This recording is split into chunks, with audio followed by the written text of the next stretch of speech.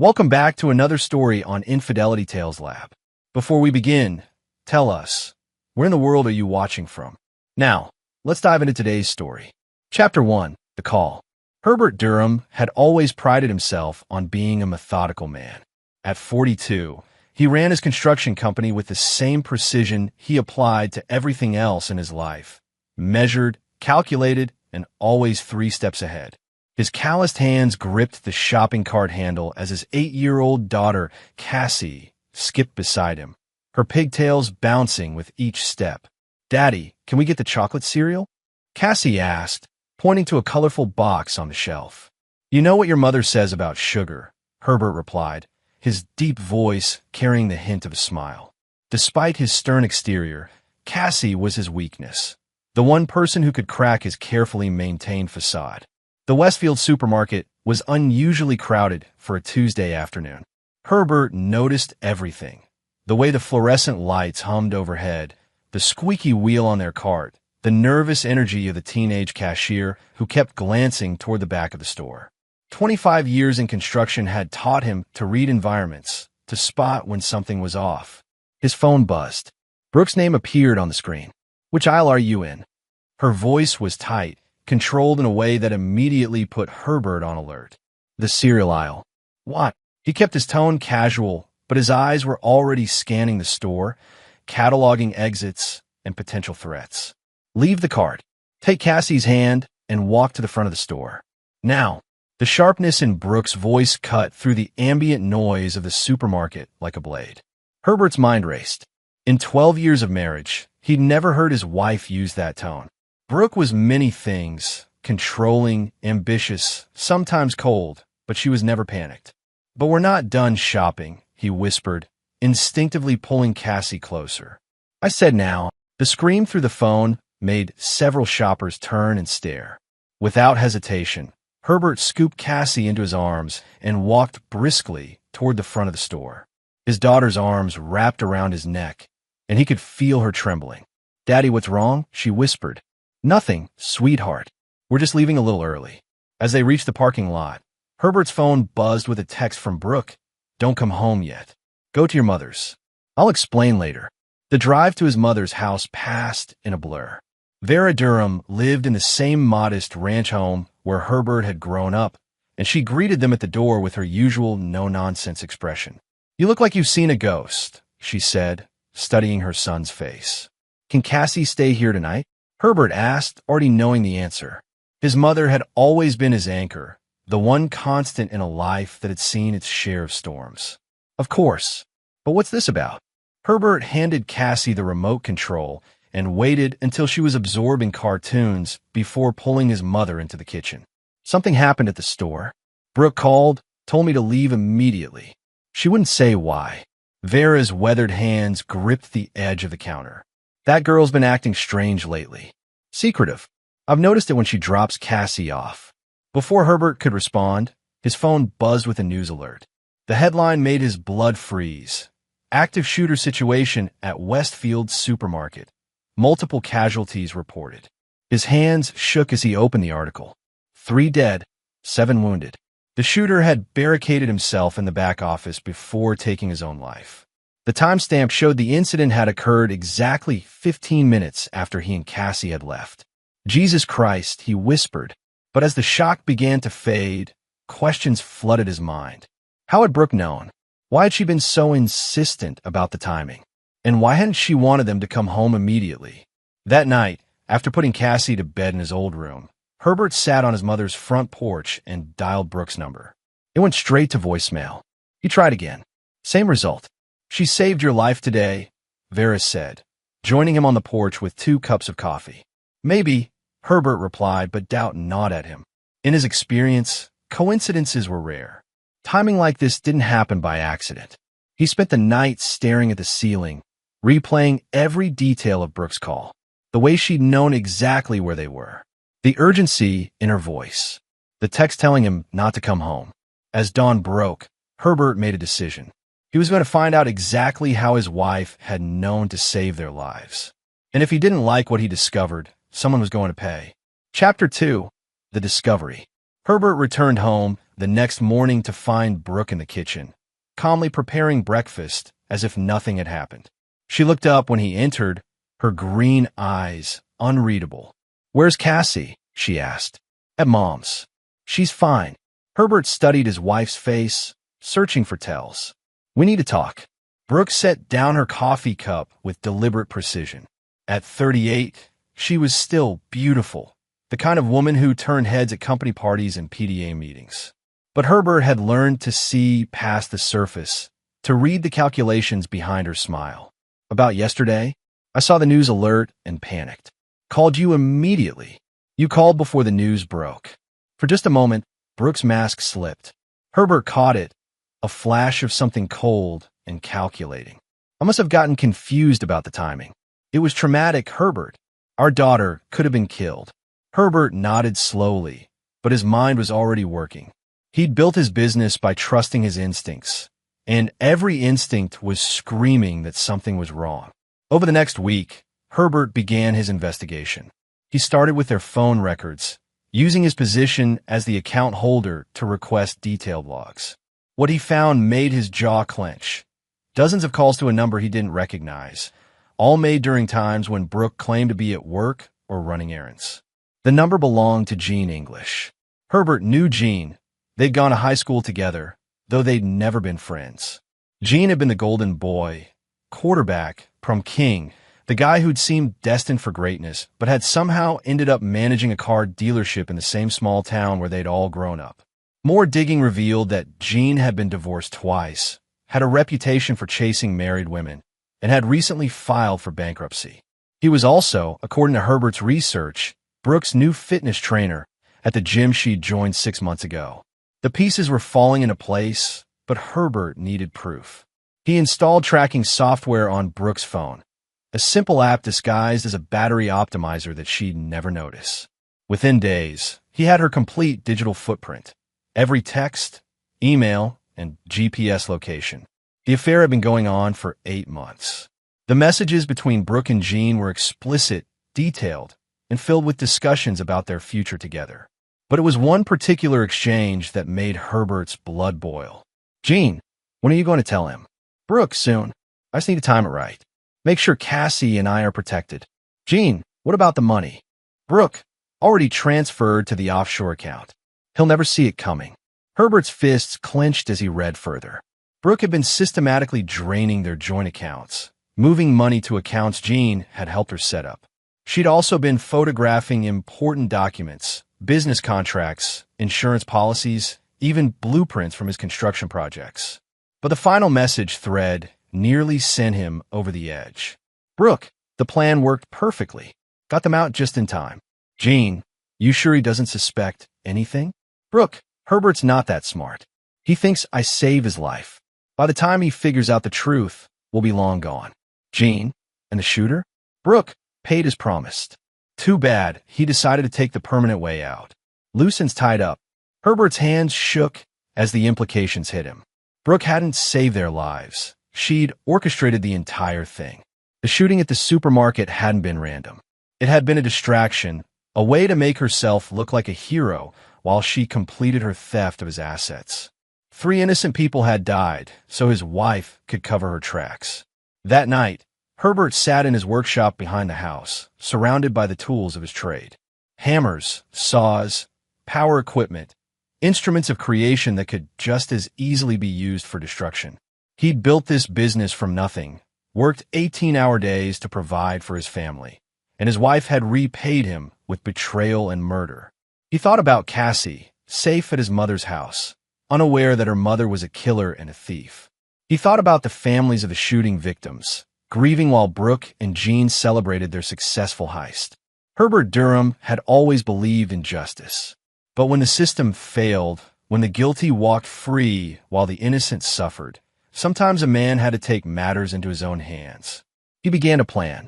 Chapter 3. The Blueprint. 3 weeks had passed since Herbert's discovery, and he'd fallen into a careful routine. Each morning, he kissed Brooke goodbye and went to work, playing the role of the unsuspecting husband. Each evening, he returned home and asked about her day, nodding sympathetically as she spun lies about her yoga classes, and book club meetings. Meanwhile, he gathered intelligence with the same methodical precision he brought to his construction projects. Gene English lived alone in a rented duplex on the outskirts of town. His financial situation was worse than Herbert had initially discovered. The man was drowning in debt, desperate enough to participate in murder for money. His ex-wives had both filed restraining orders against him, and his employee records showed a pattern of harassment complained from female staff at the dealership. Herbert also discovered that Gene had a weakness: gambling. Every Thursday night, he attended an illegal poker game in the back room of Murphy's Bar, a dive establishment on the wrong side of town where cash changed hands and questions weren't asked. Brooke's schedule was equally predictable. She met Gene at a cheap motel every Tuesday and Friday afternoon, telling Herbert she was at the gym. She'd also been making regular trips to a storage unit across town, where Herbert suspected she was hiding stolen documents and possibly cash. But Herbert's most important discovery came from an unexpected source: Marcus Webb, a private investigator he'd hired to dig deeper into the supermarket shooting. Marcus was expensive but discreet, a former police detective who specialized in cases the authorities couldn't or wouldn't pursue. "Your wife's boyfriend has interesting friends," Marcus reported during a meeting at a diner outside of town. "Gene English has been associating with Wilson Burgess, a career criminal who specializes in recruiting desperate people for dirty work." Herbert's jaw tightened. The shooter, Lloyd Haney, 23 years old, struggling with mental health issues, buried in medical debt after his mother's cancer treatment. Someone paid his debts and promised him more money to shoot up the supermarket. "According to my sources, he was supposed to fire some shots and disappear, but he panicked when security showed up. So they recruited a sick kid to commit murder. And when he became a liability, they let him die rather than risk exposure." Marcus slid a folder across the table. "I've got bank records showing payments from one of Gene's shell companies to Haney's creditors. Your wife and her boyfriend are accessories to murder." Herbert studied the documents, his mind already working through the implications. "Can we take this to the police? The evidence is circumstantial. Good enough to raise questions, but not enough for convictions. These people covered their tracks well." Marcus leaned back in his booth. "But that's not why you hired me, is it?" Herbert met the investigator's eyes. Marcus had spent 30 years working cases where the guilty walked free on technicalities, where justice was a luxury the system couldn't afford. He understood that sometimes the law wasn't enough. "I need to know their plans," Herbert said. "When they're leaving, where they're going, how much money they've stolen. And then I'm going to make sure they never hurt anyone again." That evening, Herbert sat in his study reviewing Marcus's intelligence reports while Brooke watched television in the living room. According to intercepted communications, she and Gene were planning to disappear in 2 weeks. They'd already purchased fake identities and had booked flights to Mexico under assumed names. The money they'd stolen, nearly $500,000 from Herbert's business account plus another $100,000 from their joint savings, was already waiting in an offshore bank. They'd also stolen client information from Herbert's business, planning to sell construction plans and property details to competitors. But Herbert had an advantage they didn't know about. He was aware of their entire operation. He began making his own preparations. First, he called his business partner, Dennis Downey, and arranged to take 2 weeks of vacation time. Then he visited his lawyer, ostensibly to update his will, but actually to ensure Cassie would be protected if something happened to him. Most importantly, he began assembling the tools he'd need for what came next. From his construction sites, he acquired materials that couldn't be traced back to him: rope, cable ties, industrial-grade chemicals, and power tools. From his contacts in the demolition business, he obtained items that were harder to find but equally necessary. Herbert had learned patience during his years in construction. Good work took time, careful planning, and attention to detail. The same principles applied to revenge. As he finalized his plans, Herbert thought about the families of the shooting victims. He thought about Lloyd Haney, a sick young man manipulated into murder by people who saw him as disposable.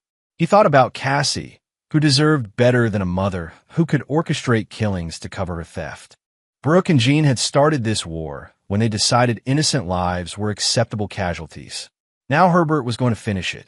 The game was about to begin, and only one side knew the rules. Chapter 4. Setting the Trap. Herbert's plan required precise timing and careful choreography. While Brooke believed she was manipulating him, he was actually orchestrating every move like a conductor leading a symphony of destruction. The first phase began on a Monday morning.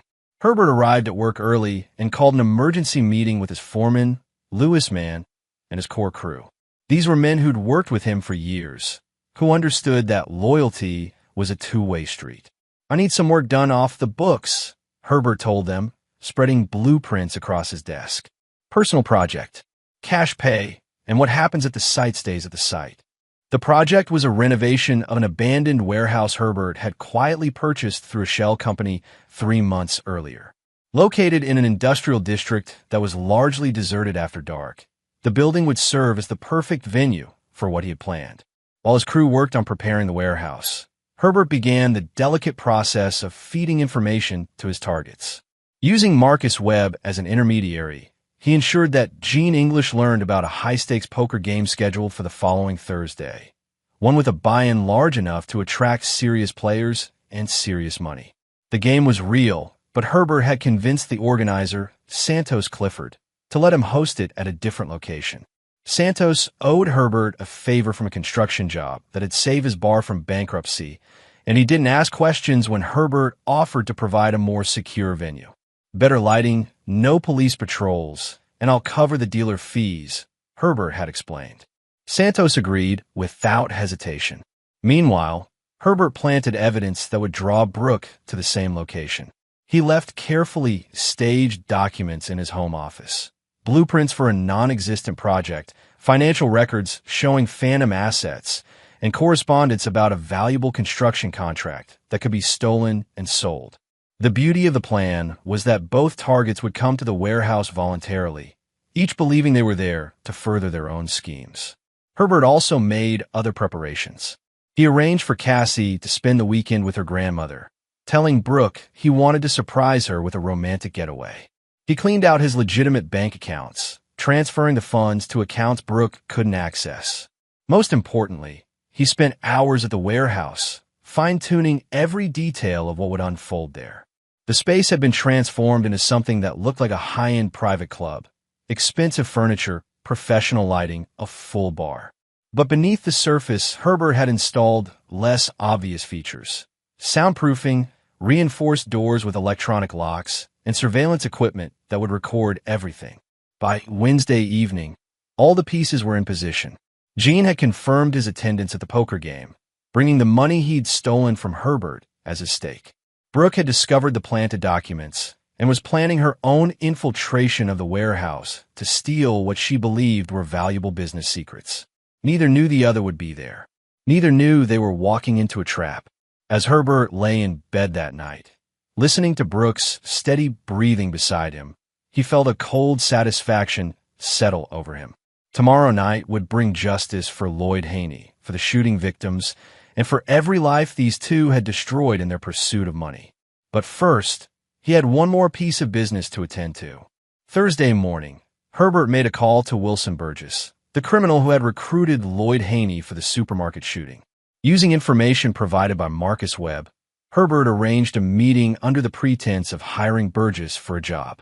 They met at a truck stop outside of town, where Herbert presented himself as a businessman with a problem that required unconventional solutions.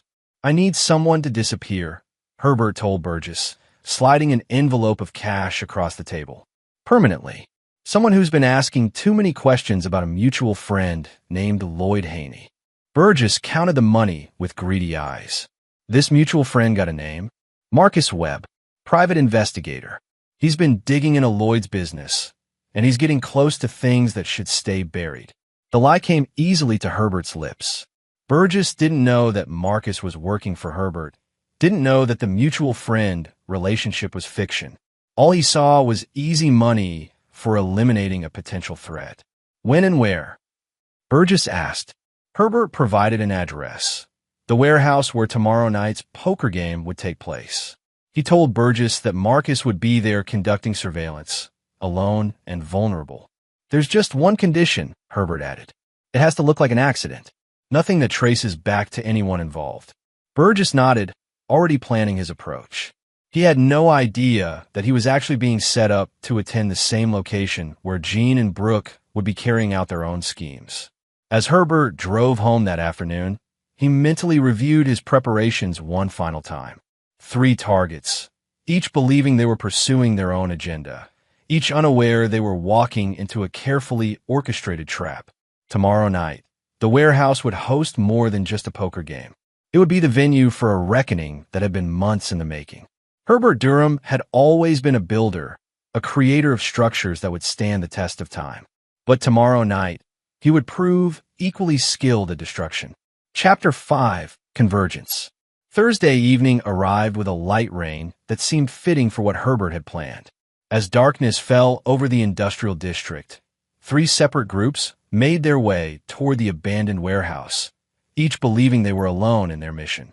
Jean English arrived first, dressed in an expensive suit he couldn't afford and carrying a briefcase containing nearly $200,000 in stolen money. He parked his rented BMW behind the building and entered through the main entrance, where Santos Clifford's security team directed him to the poker room. The game was already in progress when Jean took his seat. Herbert watched from the security office, observing through hidden cameras as his wife's lover tried to project confidence while nursing a whiskey and studying his cards. Jean was a mediocre player whose arrogance exceeded his skill, exactly the kind of mark that serious gamblers loved to exploit. 20 minutes later, Brooke arrived. She parked 2 blocks away and approached the warehouse from the south, dressed in black and carrying a bag of tools for breaking and entering. She'd done her homework, having spent days studying the building's layout and identifying what she believed was the most vulnerable entry point. What she didn't know was that Herbert had been feeding her that information, carefully guiding her to the exact route he wanted her to take. Brooke slipped through a loading dock that Herbert had left conveniently unlocked. Her goal was the office complex on the 2nd floor, where she believed Herbert was storing valuable business documents. She moved through the darkened corridors with confidence, unaware that every step was being recorded. The third arrival came at exactly 9 o'clock. Wilson Burgess entered through a side entrance, carrying a pistol and expecting to find Marcus Webb conducting surveillance. Instead, he found himself in a maze of corridors that seemed to lead nowhere, growing increasingly frustrated as he searched for his target. Herbert watched all 3 from his command center, a converted office space that gave him complete oversight of the warehouse. Everything was proceeding exactly as planned. The convergence began when Brooke's presence triggered a motion sensor Herbert had installed in the office complex. The alert appeared on his monitor just as Jean was losing heavily at the poker table, his stolen money rapidly disappearing to more skilled players. Herbert activated the next phase of his plan with the press of a button. Electronic locks engaged throughout the building, sealing all exits. Emergency lighting kicked in, casting everything in an eerie red glow. And throughout the warehouse, hidden speakers began broadcasting a message Herbert had prepared. "Ladies and gentlemen, you are now participants in an evening of accountability." The poker game stopped as players looked around in confusion. Jean's face went white as he recognized Herbert's voice. "For those of you who don't know me, I'm Herbert Durham. My wife and her lover are both in this building tonight, along with the man who helped them murder 3 innocent people." In the office complex, Brooke froze as she heard her husband's voice echoing through the corridors. Her mind raced, trying to understand how Herbert could have known about her plans. Wilson Burgess, meanwhile, had found his way to the main warehouse floor and was trying to force open a door that refused to budge. The reality of his situation was beginning to dawn on him. "Jean English," Herbert's voice continued, "you're currently losing money that you stole from me at a poker game in the East Wing. The briefcase beside your chair contains evidence of your theft, your affair, and your role in orchestrating a mass shooting." Jean started to stand, but Santos Clifford's security team had already moved to surround him. These were men who understood that crossing Herbert Durham was bad for business. "Brooke Durham, my beloved wife, You're attempting to steal documents from the second-floor office. Unfortunately for you, those documents are forgeries, and your every move has been recorded. Brooke's hands shook as she tried her phone, finding no signal. Herbert had installed jammers throughout the building, and Wilson Burgess, the man who recruited a sick young man to commit murder, you're currently trying to escape through the south corridor. The gun in your jacket won't help you. The doors are reinforced steel, and the windows are bulletproof. The warehouse fell silent except for the hum of machinery and the distant sound of rain on the roof. Herbert let the silence stretch, allowing fear to take hold before continuing. You all came here tonight thinking you were in control, thinking you were pursuing your own agendas. But you've actually volunteered to participate in something much more important: justice. Herbert's voice changed, becoming colder and more dangerous. 3 innocent people died because of your greed. A young man named Lloyd Haney was manipulated into committing murder and then abandoned to die. My daughter nearly became a victim of your schemes. And you did all of this for money. Through his cameras, Herbert could see the fear in their faces. Jean was surrounded by men who would follow Herbert's orders without question. Brooke was trapped in a corridor with no way out. Wilson Burgess was pacing like a caged animal, his desperation growing with each passing moment. So now we're going to play a different kind of game, Herbert announced. One where the stakes are considerably higher than money. The warehouse plunged into darkness as Herbert cut the emergency lighting. When the lights returned a moment later, everything had changed. Jean found himself handcuffed to his chair, the poker game abandoned as Santos and his men revealed their true purpose. Brooke discovered that the corridor she'd been trapped in had filled with a thin mist. Not dangerous, but disorienting and frightening. Wilson Burgess was no longer alone. Herbert's construction crew had emerged from concealment, surrounding him with the quiet competence of men who'd built their lives with their hands.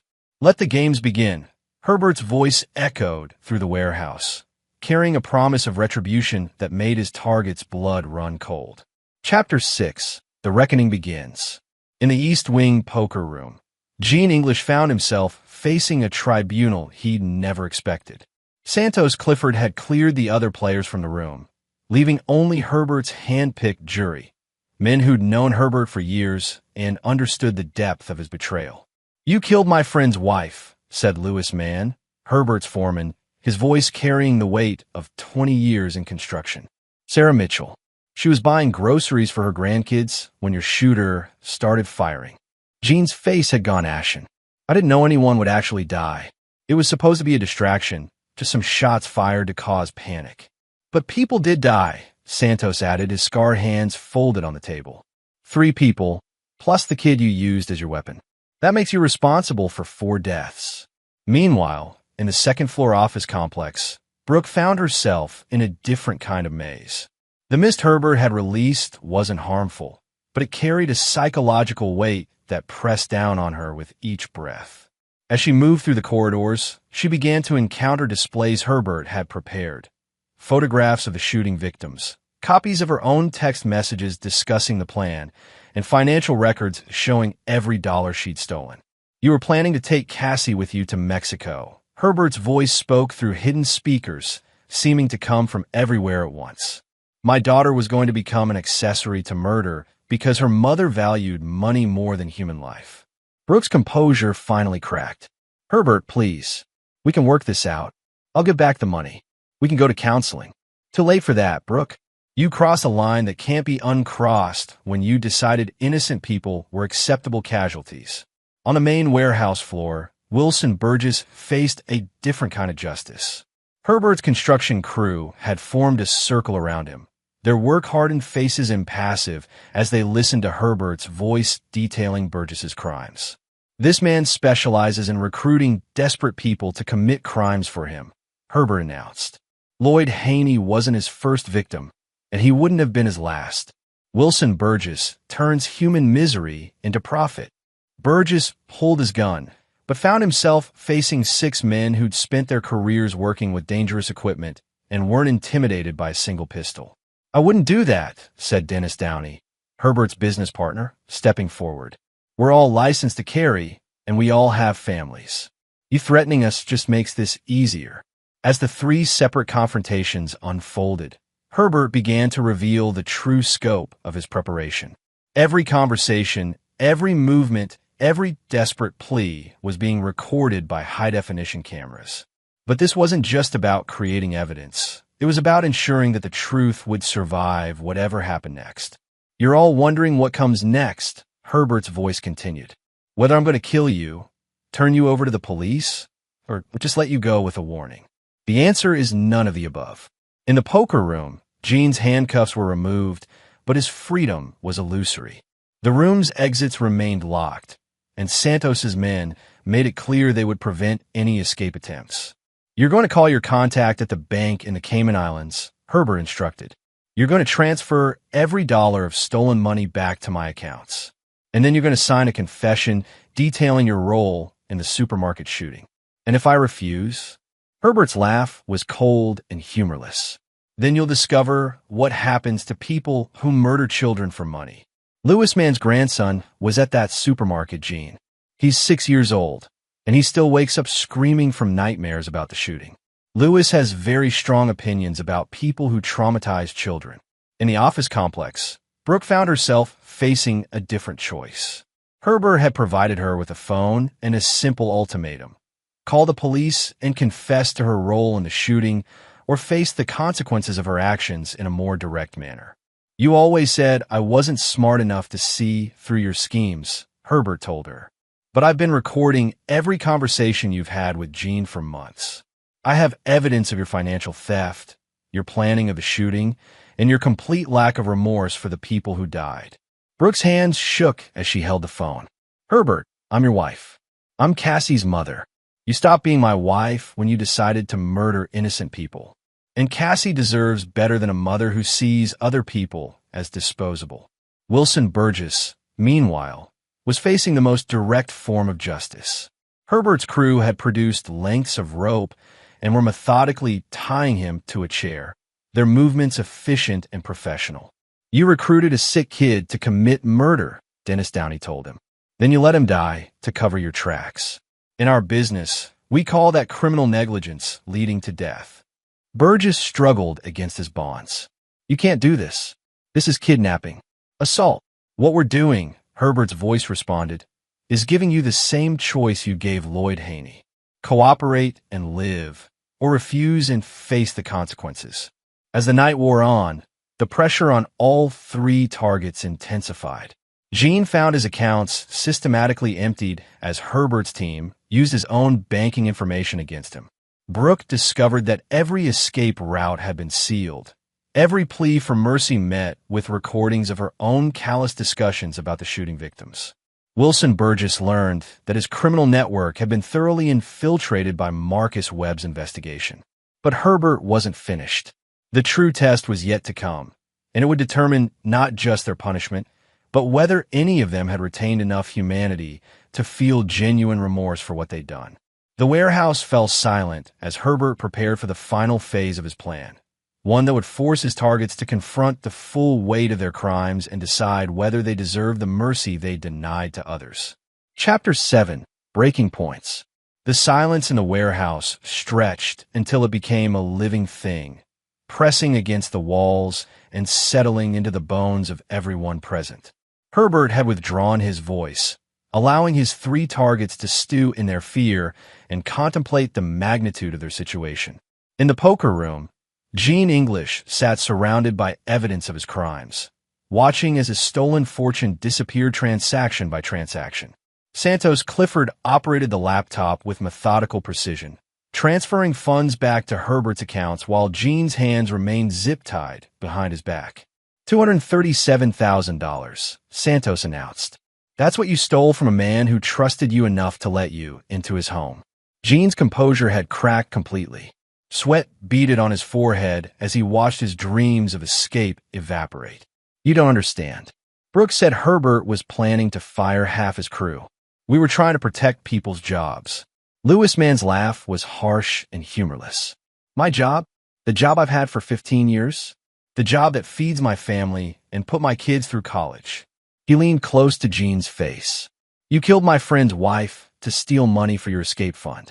Don't insult us with lies about protecting anyone. Meanwhile, Brooke had been moved to a different room, one that Herbert had prepared specifically for her. The walls were covered with photographs, crime scene images from the supermarket shooting, family photos of the victims, and pictures of Lloyd Haney before his descent into desperation. "Look at them," Herbert's voice commanded through the speakers. Sarah Mitchell, 62 years old, grandmother of 4. David Chun, 37, father of twin daughters. Rebecca Torres, 29, pregnant with her first child. Brooke closed her eyes, but Herbert's voice continued relentlessly. And Lloyd Haney, 23 years old, diagnosed with severe depression and anxiety, buried under medical debt from his mother's cancer treatment. The perfect target for your boyfriend's recruitment scheme. When Brooke opened her eyes, she found herself facing a video screen that began playing security footage from a supermarket. She watched as shoppers fled in terror, as people fell bleeding to the floor, as children screamed for their parents. "You orchestrated this," Herbert said. "Every scream, every drop of blood, every family destroyed. It all traces back to your decision that money was worth more than human life." On the main warehouse floor, Wilson Burgess faced a different kind of confrontation. Herbert's crew had assembled what looked like a construction site tribunal, complete with materials and tools that served as both props and implicit threats. 23 years old, Dennis Downey said, reading from Lloyd Haney's file. Worked 2 jobs to pay for his mother's chemotherapy. No criminal record, no history of violence. The perfect victim for a predator like you. Burgess had stopped struggling against his bonds, but his eyes still held defiance. The kid volunteered. Nobody forced him to do anything. "You paid his debts and promised him enough money to start over," Herbert's voice responded. "Then you gave him a gun and instructions to shoot up a crowded supermarket. Well, he panicked and the plan went wrong. You abandoned him to die." Herbert emerged from the shadows, appearing in person for the first time since the night began. He moved between the 3 locations, observing his captives with the same careful attention he brought to construction projects.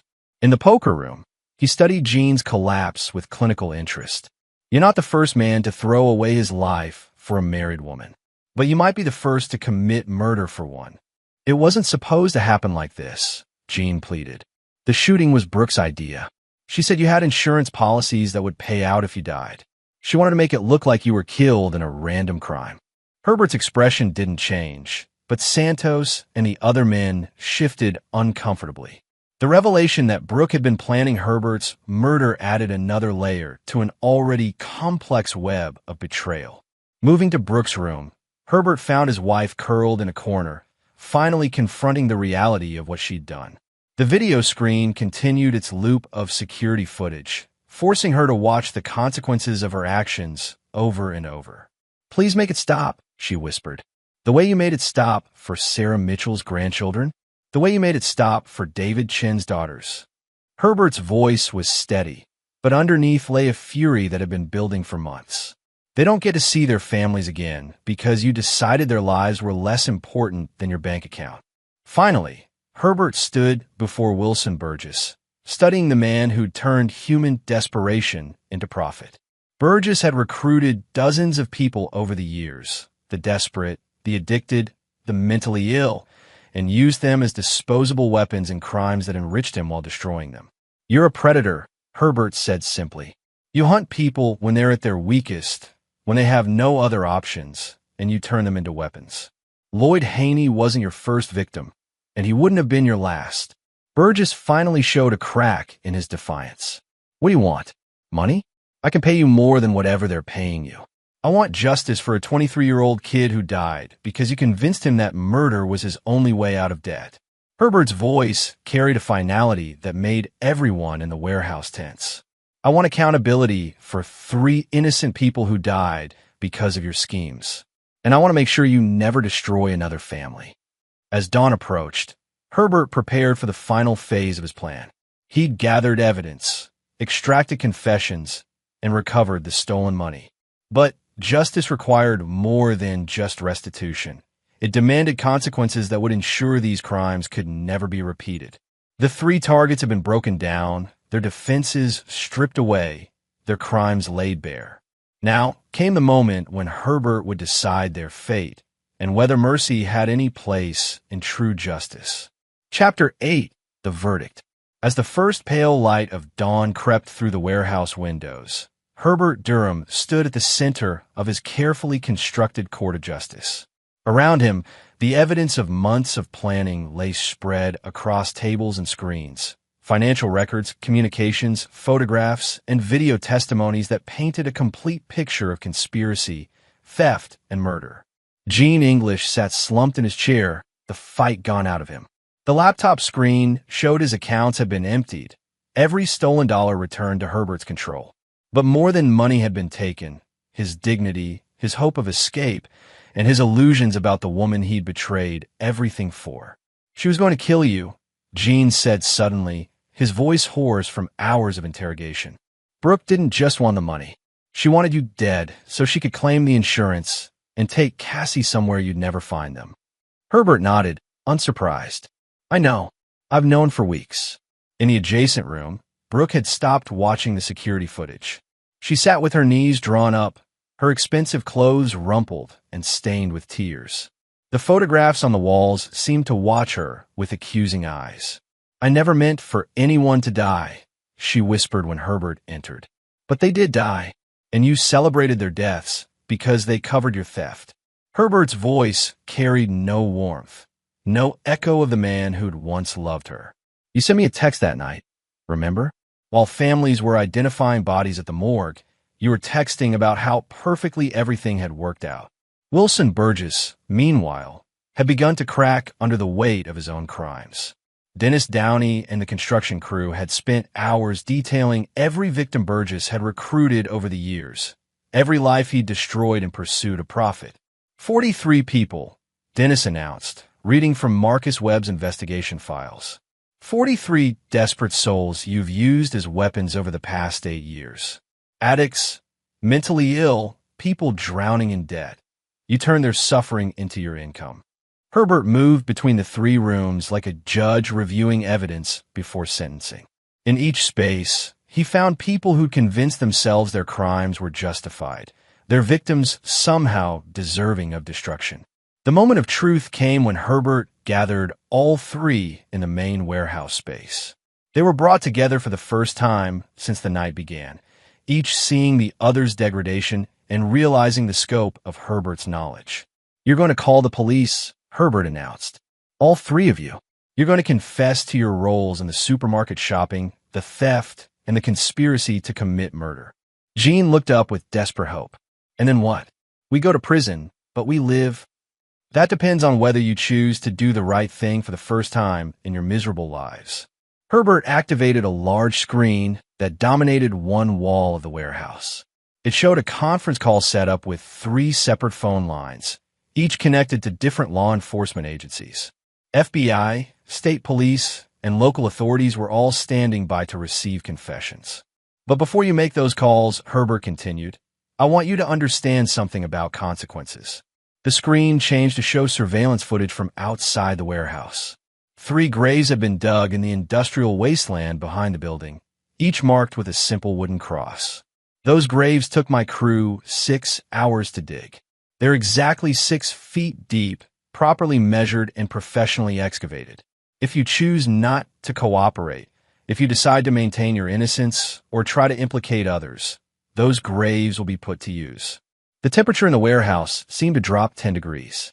Gene's face went white, Brooke began sobbing, and Wilson Burgess tested his bonds with renewed desperation. "You're bluffing," Burgess said, but his voice shook.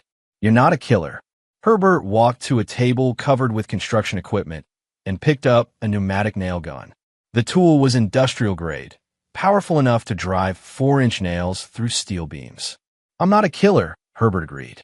"But I'm a man whose family was targeted for murder, whose life's work was stolen, and whose community was terrorized by people who think other human beings are disposable. Sometimes good men have to do terrible things to protect the innocent." He pointed the nail gun at a wooden beam and fired. The nail drove completely through the 6-inch timber with a sharp crack that echoed through the warehouse. Here's how this works, Herbert continued. You each get one phone call to confess. You provide complete details about your crimes, name your accomplices, and accept full responsibility for the deaths you caused. In exchange, you get to live to stand trial. And if we refuse? Brooke asked, her voice barely a whisper. Herbert's smile was cold and final. Then you'll discover that some crimes are too serious for the courts to handle. Some punishments have to be immediate and permanent. The nail gun fired again, this time into the concrete floor. Chips of concrete flew in all directions, leaving a crater where the nail had struck. Who wants to go first? The silence that followed was pregnant with the weight of final decisions. 3 people who'd thought themselves clever, who believed they could manipulate and murder without consequences, now faced the reality that their victim had been more cunning than any of them imagined. Herbert Durham had built more than a successful construction company. He'd built a trap that had taken months to complete and was now ready to spring shut. The only question was whether his prey would choose confession and prison, or defiance and the graves that waited in the darkness outside. Chapter 9. Justice Served. The first call came from Gene English, his hands shaking as he dialed the FBI field office. Herbert had provided him with the direct number for Agent Richard Stevens, who'd been investigating financial crimes in the region and was very interested in hearing about stolen construction funds and murder conspiracies. My name is Gene English, he began, his voice cracking. I need to confess to conspiracy to commit murder, theft of federal funds, and accessory to the deaths of 4 people. Agent Stevens was professional, but clearly surprised by the unsolicited confession. As Gene detailed, the supermarket shooting plot, the theft of Herbert's business funds, and Wilson Burgess's recruitment of Lloyd Haney. Herbert monitored the call while watching his wife and Burgess process their rapidly diminishing options. Brooke went next, calling the state police detective who'd been investigating the supermarket shooting. Detective Wesley Schultz had been frustrated by the lack of leads in the case, and Brooke's confession provided the breakthrough he'd been seeking.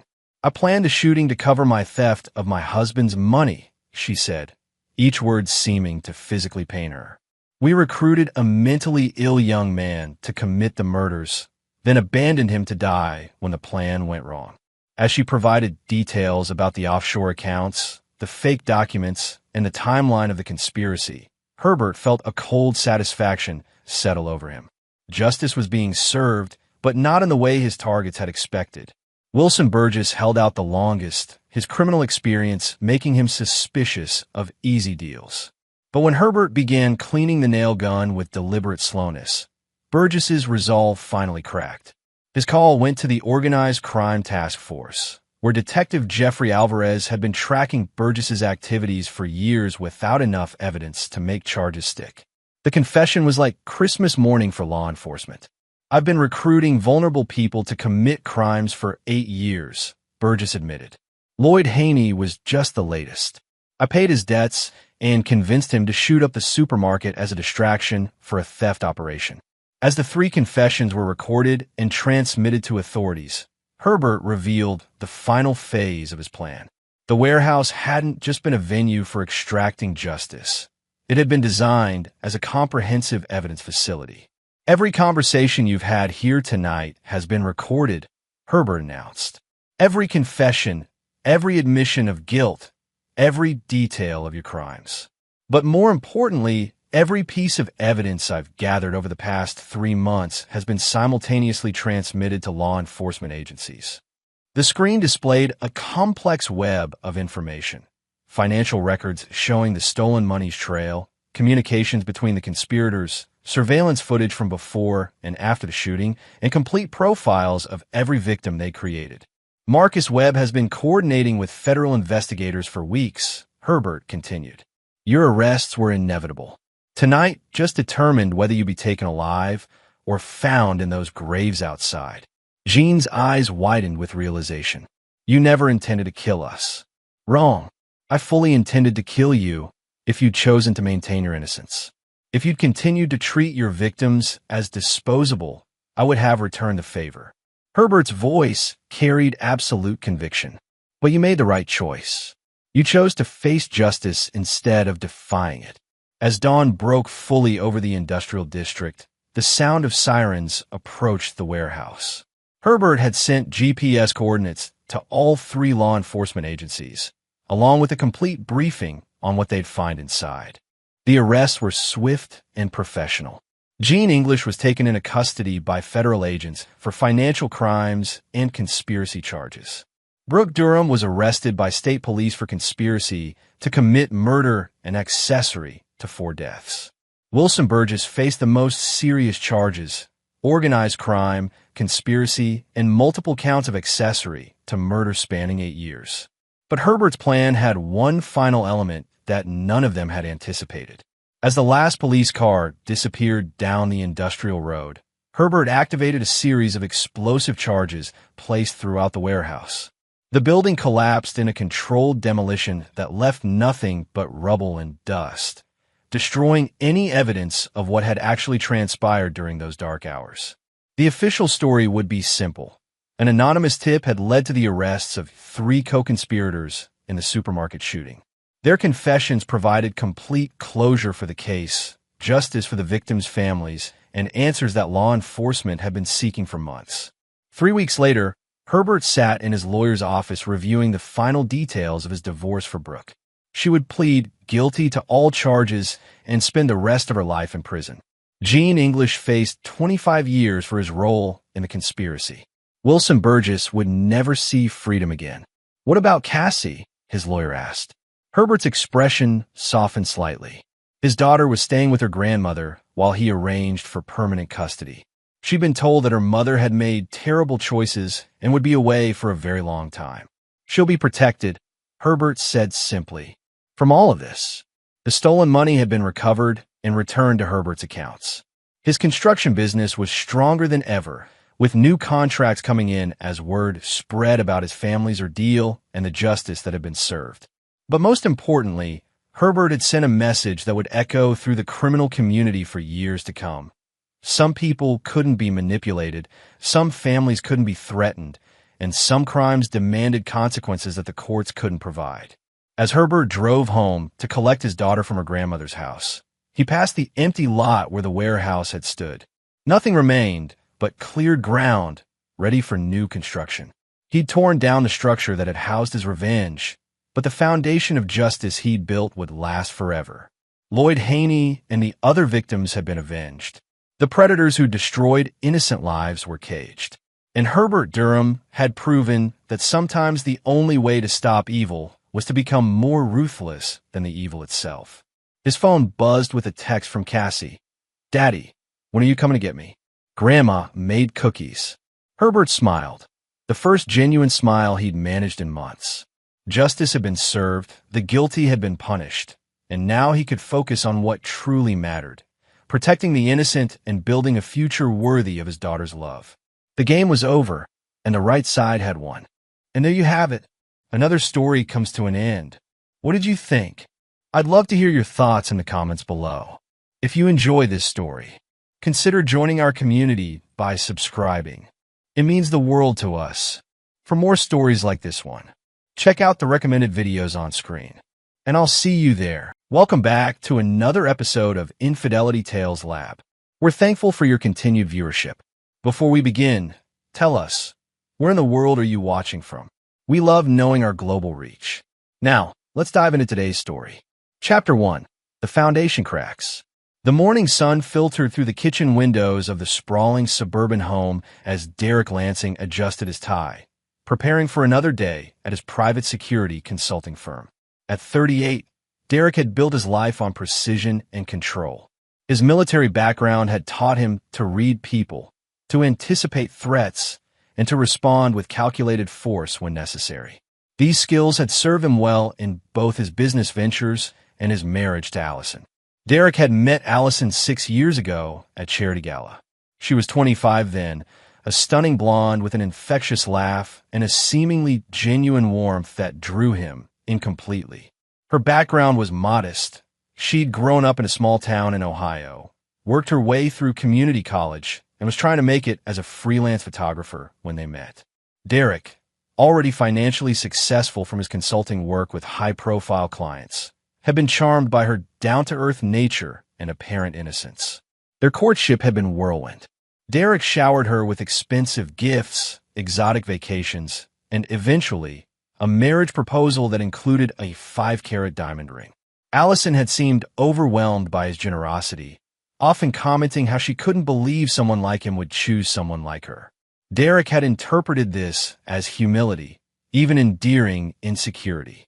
Looking back now, as he watched her sleep in their king-sized bed, he wondered if it had been something else entirely. Their daughter Emma had arrived 3 years into their marriage.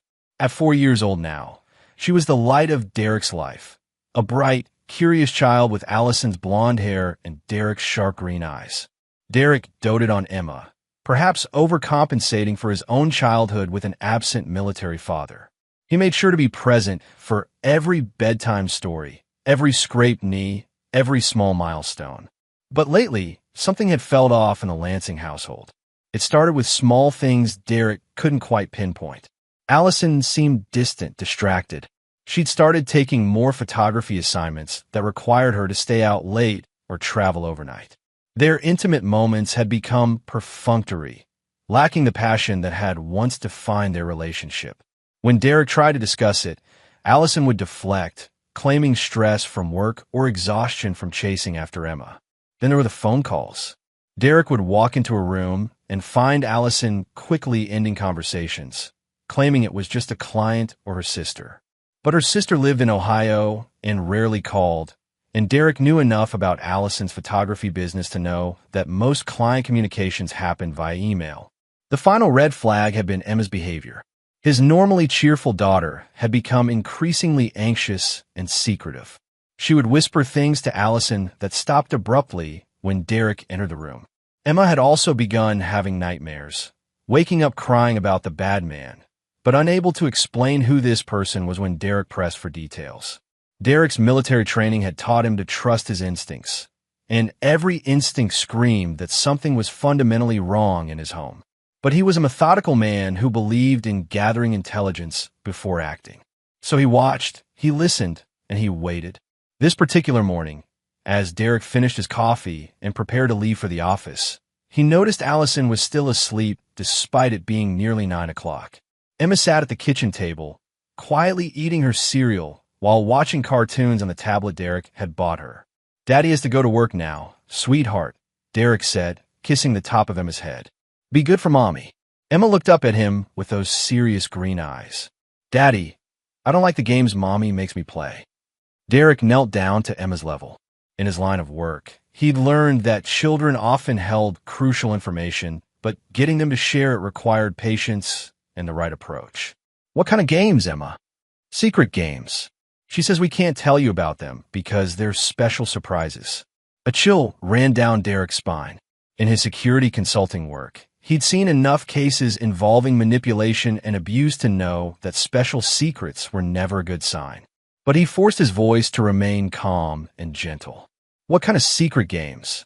Emma glanced toward the stairs, as if checking to make sure Allison wasn't coming down. Then she leaned closer to Derek and whispered, "Sometimes she gives me special medicine to put in your food. She says it's vitamins to make you strong, but I have to be very careful and quiet about it." Derek felt his world tilt on its axis. Years of combat training kept his expression neutral, but inside, a cold fury was beginning to build. Someone was using his 4-year-old daughter to poison him. And if Allison was orchestrating this, then every assumption he'd made about his wife, his marriage, his life, was wrong. "Can you show Daddy where this special medicine is, Emma?" Emma nodded and led him to a kitchen cabinet Derek rarely opened, the one where Allison kept her vitamins and supplements. Hidden behind a bottle of prenatal vitamins from her pregnancy was a small brown vial with no label. Derek pocketed the vial without Emma seeing. His mind was already working, processing possibilities and planning his next moves. If someone was poisoning him, it explained the mysterious illnesses he'd been experiencing over the past few months, the unexplained fatigue, the occasional nausea, the general feeling of being unwell that doctors hadn't been able to diagnose. "Emma, this is very important," Derek said, his voice still gentle but serious. "From now on, you don't put anything in Daddy's food unless Daddy says it's okay. And if anyone asks you to do secret things that we can't tell other people about, you come and tell Daddy immediately. Can you do that for me?" Emma nodded solemnly. "Are you mad at me, Daddy?" Derek pulled his daughter into a fierce hug. "No, sweetheart. You're not in trouble. You were trying to help, and that makes you a good girl. But sometimes grown-ups lie to children, and that's not okay." As Derek drove to his office that morning, his mind was already shifting into the methodical, ruthless mode that had made him successful in both military operations and private security. Someone had turned his own child into an unwitting weapon against him. Someone had violated the sanctity of his home and family. And Derek Lansing was not the kind of man who forgave such transgressions.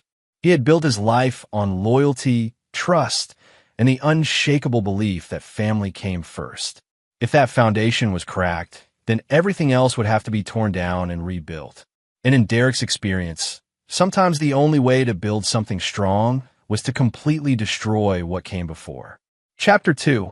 Derek's office occupied the top floor of a downtown building that housed his private security consulting firm, Lansing Solutions. The company specialized in corporate security, threat assessment, and discrete investigations for high-net-worth clients. Derek had built the business from the ground up after leaving the military, leveraging his special forces background and the network of contacts he developed over years of service. His assistant, Rebecca Torres, had been with him since the company's early days. A former military intelligence officer herself, Rebecca was one of the few people Derek trusted completely. She was sharp, discreet, and absolutely loyal, qualities that had served them both well in their line of work. "Cancel my appointments for today," Derek told Rebecca as he strode into the office. "I need you to run some tests on something, and I need complete privacy." Rebecca immediately recognized the tone in Derek's voice. She'd heard it before, during their military days, when a mission had taken an unexpected and dangerous turn. Without questions, she cleared his schedule and activated the office's privacy protocols, signal jammers that would block any electronic surveillance, and white noise generators that would prevent anyone from overhearing their conversations. Derek placed the small brown vial on his desk. "I need to know exactly what this is and what it does to someone who ingests it regularly in small doses." Rebecca examined the vial without touching it. "Where did this come from?" "My home. Someone's been using Emma to put this in my food." Rebecca's expression hardened. In her years working with Derek, she'd come to view his family as her own. The thought of someone using a child to poison Derek triggered the same protective instincts that had made her an exceptional soldier. "I'll have it analyzed by our lab contact. Full spectrum analysis, toxicology report, everything." "How long do you think this has been going on?" 3 months, maybe 4. "It coincides with when I started feeling off, fatigue, nausea, general malaise. Nothing severe enough to hospitalize me, but consistent enough to impact my performance." Derek's mind was already working through the implications. If someone wanted him dead, there were far more efficient methods. This felt more like a long-term strategy to weaken him, to make him vulnerable or dependent. But for what purpose? "I also need you to run a full background check on Allison. Everything, finances, communications, travel records, the works. I know we did a basic check before we got married, but I want you to go deeper. Look for patterns, inconsistencies, anything that doesn't add up." Rebecca nodded. "You suspect she's involved?" "I don't know what to suspect anymore. But someone with access to my house is orchestrating this, and Allison is the one who's been instructing Emma to add the substance to my food." "What about surveillance? Do you want me to set up monitoring on the house?" Derek considered this. His home security system was state-of-the-art, but it was designed to keep intruders out, not to monitor the activities of people who live there. Installing covert surveillance on his own family felt like crossing a line, but then again, using his daughter to poison him had already crossed every line that mattered. "Not yet. I want to be more subtle about this.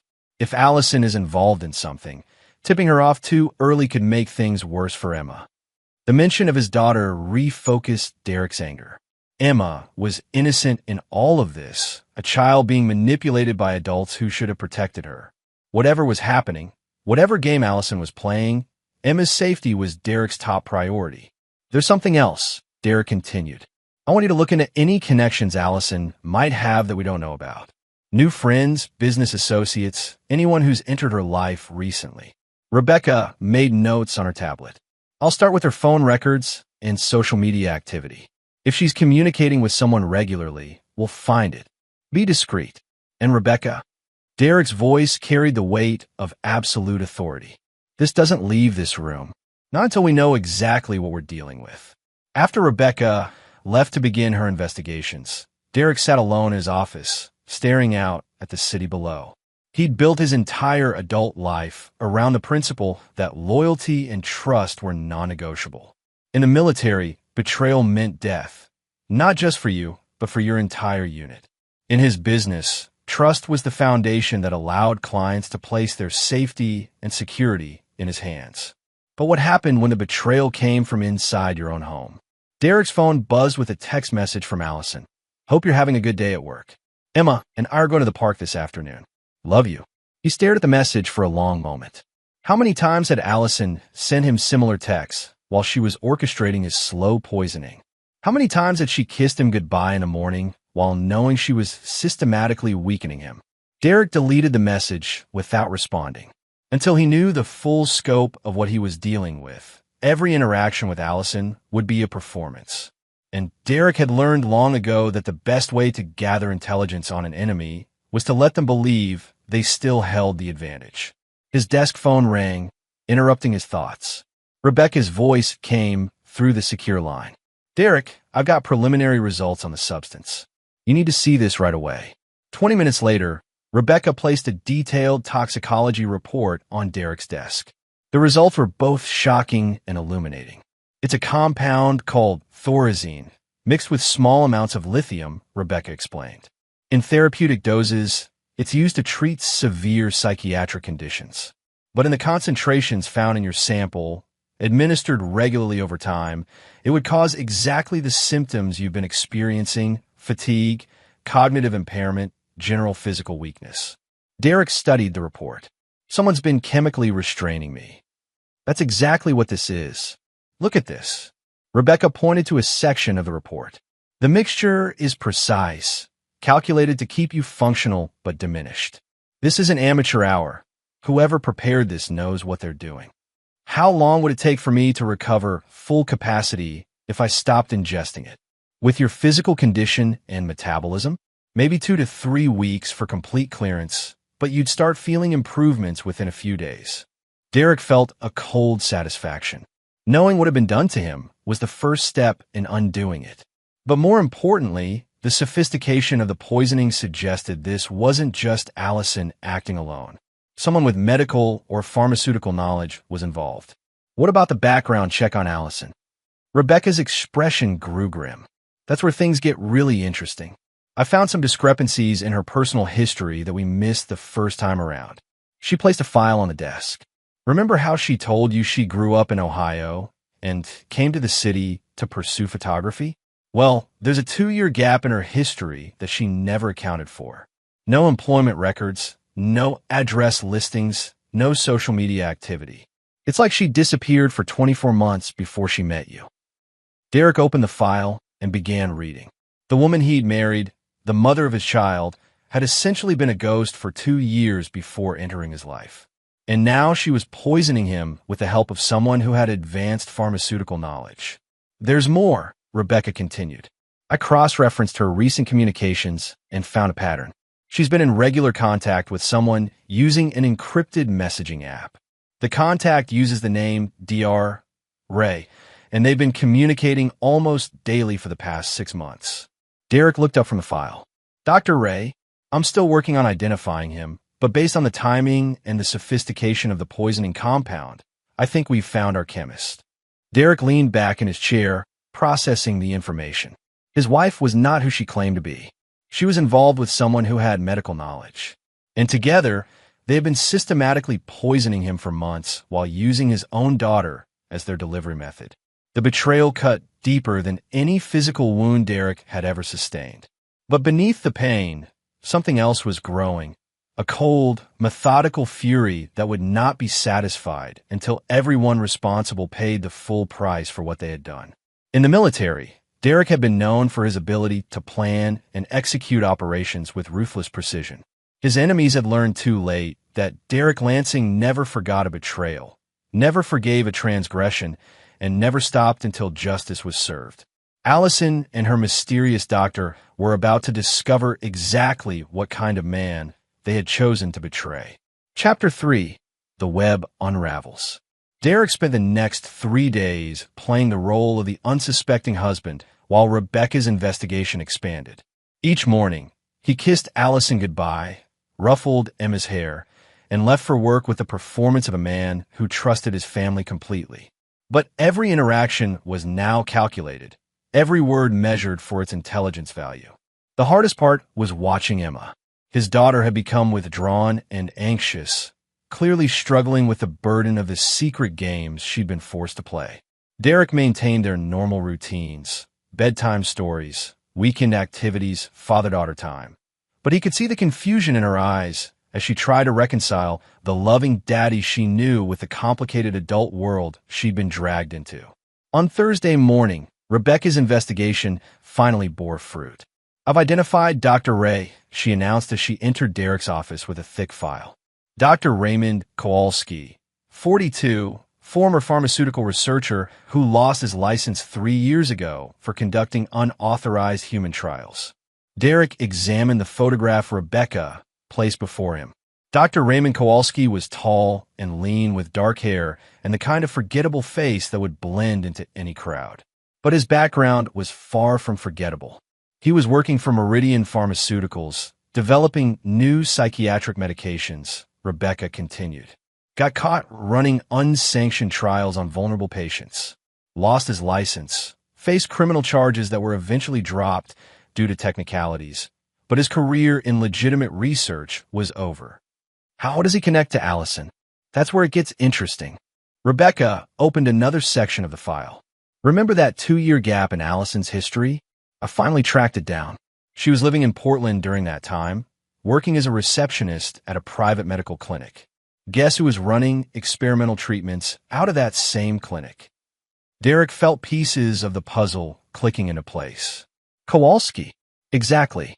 The clinic was eventually shut down by the state medical board for ethical violations, but not before Allison and Kowalski had 2 years to develop their relationship. Derek studied the timeline Rebecca had constructed. So, she didn't meet me by chance at that charity gala. I don't think so. Look at this. Rebecca placed surveillance photos on the desk. I've been tracking Kowalski's current activities. He's been living in an apartment about 20 miles from your house. And these photos show him meeting with Allison at various locations over the past 6 months. The photographs were damning.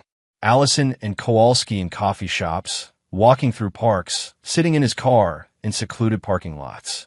In several images, they were clearly intimate, holding hands, kissing, embracing in ways that left no doubt about the nature of their relationship. Derek felt something cold and final settle in his chest. Whatever love he'd felt for Allison died in that moment, replaced by something far more dangerous. She hadn't just betrayed their marriage. She'd orchestrated their entire relationship as part of some elaborate scheme. What's their endgame? Derek asked. I think I know.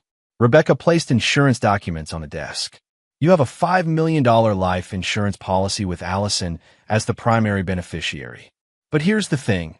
The policy has a clause that doubles the payout if your death is ruled accidental or due to natural causes. Derek stared at the documents. He'd purchased the insurance policy shortly after Emma was born, wanting to ensure his family would be financially secure if something happened to him. It had seemed like a responsible decision at the time. They're not trying to kill me quickly, Derek realized. They're planning to make it look like a gradual decline in health, maybe a heart attack or stroke brought on by the stress of the medication. $10 million with no questions asked. That's my assessment. The poisoning has been designed to weaken your cardiovascular system over time. A few more months of this, and you could have a completely natural-looking cardiac event. Rebecca placed one final document on the desk. There's something else. I've been monitoring Allison's financial activity. She's been making regular transfers to an offshore account, Small amounts that wouldn't trigger automatic reporting, but they add up to nearly $50,000 over the past year. Derek examined the financial records.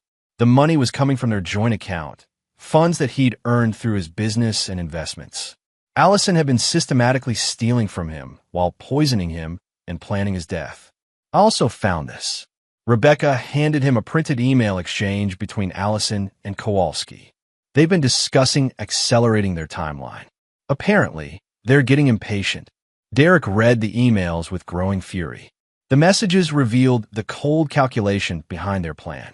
Allison discussed Derek's declining health with clinical detachment, while Kowalski provided guidance on adjusting the dosage to speed up the process. Most disturbing were the casual references to Emma, how to better manipulate her, how to ensure she wouldn't remember the details later, how to keep her from accidentally revealing their activities. They were discussing his daughter like she was a tool to be used and discarded. Derek set the emails aside and looked at Rebecca. I want you to arrange a meeting. With who? Dr. Raymond Kowalski. I think it's time he and I had a conversation. Rebecca recognized the tone in Derek's voice. She'd heard it before, in the field, when Derek had transitioned from gathering intelligence to planning action. It was the voice of a man who had made a decision that would change everything. Derek, be careful. If you move too fast. I'm not moving fast, Derek interrupted. I'm moving precisely. Kowalski is the key to this whole operation. Without him, Allison is just an unfaithful wife. With him, she's part of a conspiracy to commit murder. Derek stood and walked to his office window, looking out at the city below. For months, he'd been living in a carefully constructed lie, believing his family was safe and his home was secure. Now he knew better. His wife was a stranger with a hidden past, his daughter was being used as a weapon against him, and his life was being slowly stolen away. But Derek Lansing was not the kind of man who accepted defeat. He'd built his career on identifying threats and neutralizing them with extreme prejudice. The fact that this particular threat came from inside his own home only made his response more personal, more complete. Set up the meeting for tomorrow night, Derek told Rebecca. Somewhere private where we won't be interrupted. What are you planning? Derek turned from a window, and Rebecca saw something in his eyes that reminded her why Derek had been such an effective soldier. It was the look of a man who had identified his enemies and was prepared to do whatever was necessary to eliminate them. I'm planning to have a very frank conversation with Dr. Kowalski about the future, Derek said. And then I'm going to make sure he understands exactly what happens to people who threaten my family. Rebecca nodded, understanding that Derek had crossed a line from which there would be no return. The investigation phase was over. Now came the reckoning. As Derek prepared to leave the office that evening, he felt the familiar calm that had always preceded military operations. His enemies had made the mistake of underestimating him, of believing their careful plan made them untouchable. They had used his love for his family against him, turned his own home into a weapon, and corrupted his innocent daughter with their schemes. Derek Lansing was about to teach them why that had been a fatal miscalculation. Chapter 4. First Contact. The abandoned warehouse on the outskirts of the city had once been part of Derek's legitimate business operations, a storage facility for equipment his security firm no longer needed. Now it served a different purpose. The building was isolated, soundproof, and completely off the grid. More importantly, it was equipped with the kind of tools that Derek's military background had taught him could be very persuasive in the right circumstances. Derek arrived early to prepare. He'd spent the day purging the last traces of Kowalski's poison from his system, and for the first time in months, his mind felt completely clear. The fog of chemical restraint was lifting, replaced by the sharp focus that had made him legendary among his Special Forces unit. Rebecca had arranged a meeting through an intermediary, using a fake identity and a story about wanting to purchase experimental medications for a private client.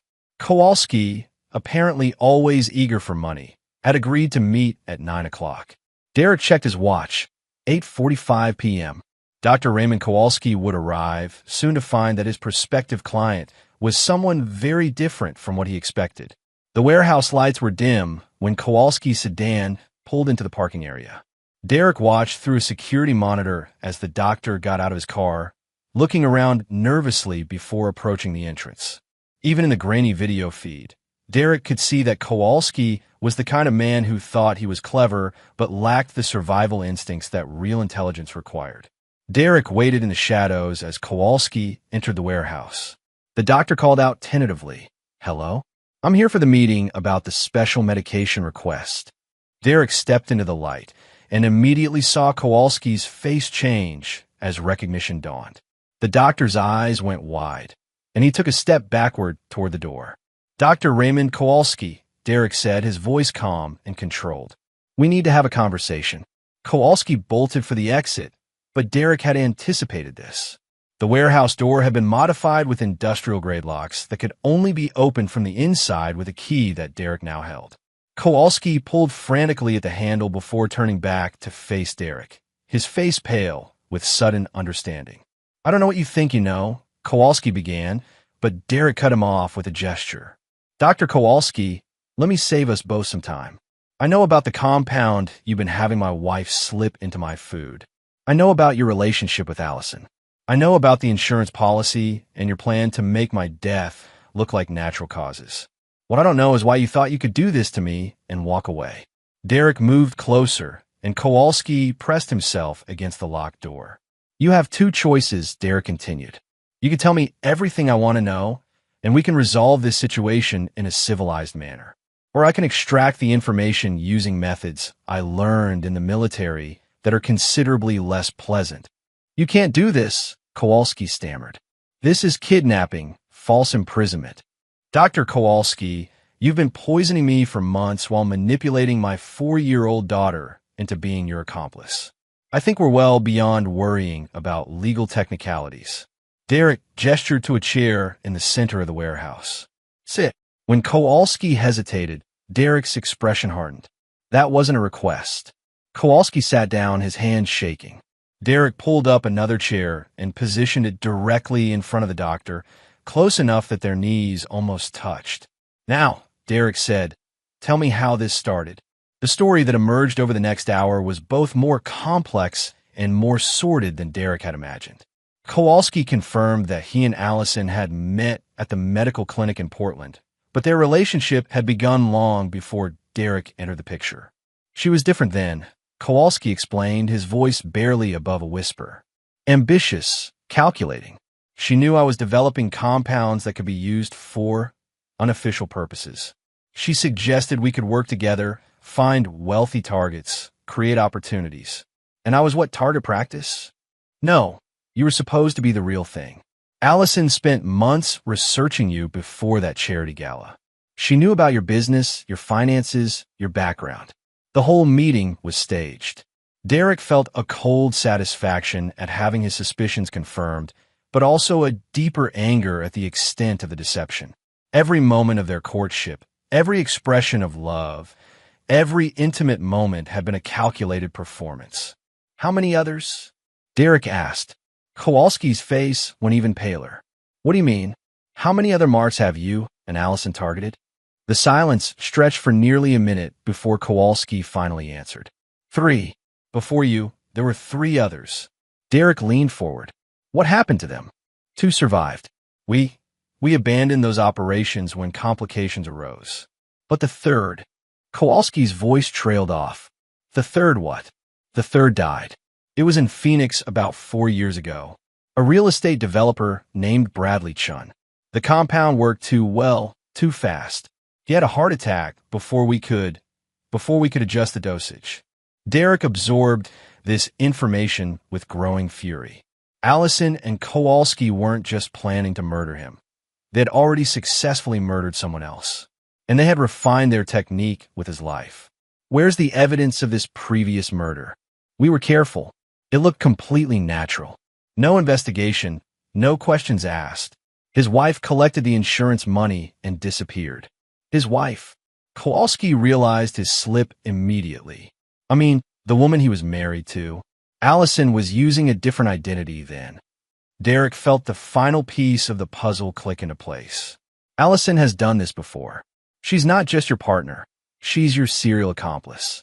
For the next 2 hours, Derek systematically extracted every detail of their operation. The multiple identities Allison had used, the careful research they conducted on potential targets, the sophisticated network of forged documents and false histories they had developed. It was a professional operation that had been running for years. But what enraged Derek most was learning how they had manipulated Emma. Kowalski described in clinical detail how they had conditioned his daughter to follow their instructions, using a combination of threats and rewards to ensure her compliance. "We told her that if she didn't help with the vitamins, something bad would happen to Mommy," Kowalski explained. Children that age are very susceptible to that kind of manipulation. Derek's control finally snapped. He grabbed Kowalski by the throat and lifted him partially out of the chair. "You used my daughter's love for her mother to turn her into a weapon against me." Kowalski gasped for air, his face turning red. Derek held him there for a moment, then released his grip. The doctor collapsed back into the chair, gasping. "Please," Kowalski wheezed. "I'll do whatever you want. I'll testify against Allison. I'll return the money. I'll disappear. Just don't." "Don't what?" Derek asked. "Don't treat you the way you were planning to treat me." Derek stood up and began pacing around Kowalski's chair. "Here's what's going to happen, doctor. You're going to help me destroy Allison's operation completely. You're going to provide evidence of all your previous crimes. And you're going to ensure that she faces consequences for what she's done. And if I cooperate..." Derek stopped pacing and looked directly at Kowalski. "If you cooperate fully and follow my instructions exactly, you might survive this. But understand, your life as you know it is over. The only question is whether you end up in prison or in the ground." Kowalski nodded frantically. "I'll do anything. What do you need me to do?" Derek smiled, but there was no warmth in it. "First, you're going to call Allison and tell her there's been a change of plans. The timeline is accelerating, and she needs to increase the dosage immediately. But that could kill you. That's the point, doctor. Allison is about to learn that her plan is working perfectly, right up until the moment it destroys her completely." Derek pulled out his phone and activated the recording function. "And doctor, everything you've told me tonight is now documented. If you even think about betraying me or warning Allison, I will release that recording along with evidence of your previous murder. Do we understand each other?" Kowalski nodded miserably. He had thought he was the predator in this situation, but now he understood that he had stumbled into the territory of something far more dangerous than himself. Derek Lansing was no longer playing defense. The hunt had begun, and Allison and Kowalski were about to discover that they had chosen the wrong man to target. Chapter 5. The Puppet Master. Derek's house felt different when he returned home that night. Where once it had been his sanctuary, now every room held the potential for deception and danger. But Derek moved through the familiar spaces with renewed purpose. He was no longer the victim of Allison's scheme. He was the architect of her downfall. Allison was in the living room, curled up on the couch with a glass of wine, scrolling through her phone. She looked up when Derek entered, offering the same warm smile that had once made his heart race and now filled him with cold calculation. "How was your day?" she asked, the picture of domestic innocence. "Productive," Derek replied, settling into his usual chair. "Very productive." They made small talk about Emma's day, weekend plans, and the mundane details of married life. Derek played his part perfectly, but internally he was cataloging every lie, every manipulation, every false gesture of affection. Allison had no idea that her carefully constructed world was about to collapse around her. His phone buzzed with a text message. Kowalski, following Derek's instructions, called, told her timeline accelerated. She's excited about increased dosage. Meeting tomorrow to discuss final phase. Derek deleted the message and looked up to find Allison watching him. "Work?" she asked. "Just Rebecca, confirming some appointments for tomorrow." Derek excused himself to check on Emma, who was already asleep. Standing in his daughter's doorway, watching her peaceful face in the soft glow of her nightlight, Derek felt the full weight of his responsibility. Emma was the innocent victim in all of this, and ensuring her safety was paramount to everything else he was planning. The next morning brought phase 2 of Derek's plan. He kissed Allison goodbye, as usual, but But instead of going to the office, he drove to a discreet location where Rebecca was waiting with a surveillance van. Kowalski's meeting with Allison at 10 a.m., Rebecca reported. Coffee shop on 5th Street. We'll have full audio and video coverage. Derek settled in to watch the monitors as his wife met with her accomplice. The coffee shop was busy enough to provide cover, but quiet enough for their recording equipment to capture clear audio. When Allison arrived, she looked radiant. The prospect of accelerating Derek's death had apparently put her in an excellent mood. Kowalski, in contrast, looked haggard and nervous. Derek's conversation with him had clearly left an impression. "You look tired, Ray," Allison observed as she sat down. "Everything okay?" "Just anxious to finish this," Kowalski replied, following Derek's script. "The waiting is getting to me." Derek watched as Allison reached across the table and squeezed Kowalski's hand. "Soon, baby. Very soon. Derek's been looking worse every day. Whatever you've been giving me is working perfectly." About that, Kowalski said, "I think we need to increase the dosage again. Double it." Allison frowned. "Isn't that risky? We don't want to be obvious. I've been running calculations. His system has built up a tolerance. We need to overwhelm his cardiovascular system more aggressively, or this could drag on for months." Derek listened to them discuss his murder with the casual tone of people planning a vacation. The recording equipment captured every word, every gesture, every callous laugh. By the time the meeting ended, Derek had enough evidence to destroy both of them in court. But Derek wasn't planning to rely on the courts. That afternoon, Derek implemented Phase 3. Using his security company's resources, he began systematically dismantling the infrastructure of Allison and Kowalski's operation. Bank accounts were traced and frozen. False identities were exposed and reported to authorities. The network of contacts they had used for previous crimes was mapped and documented.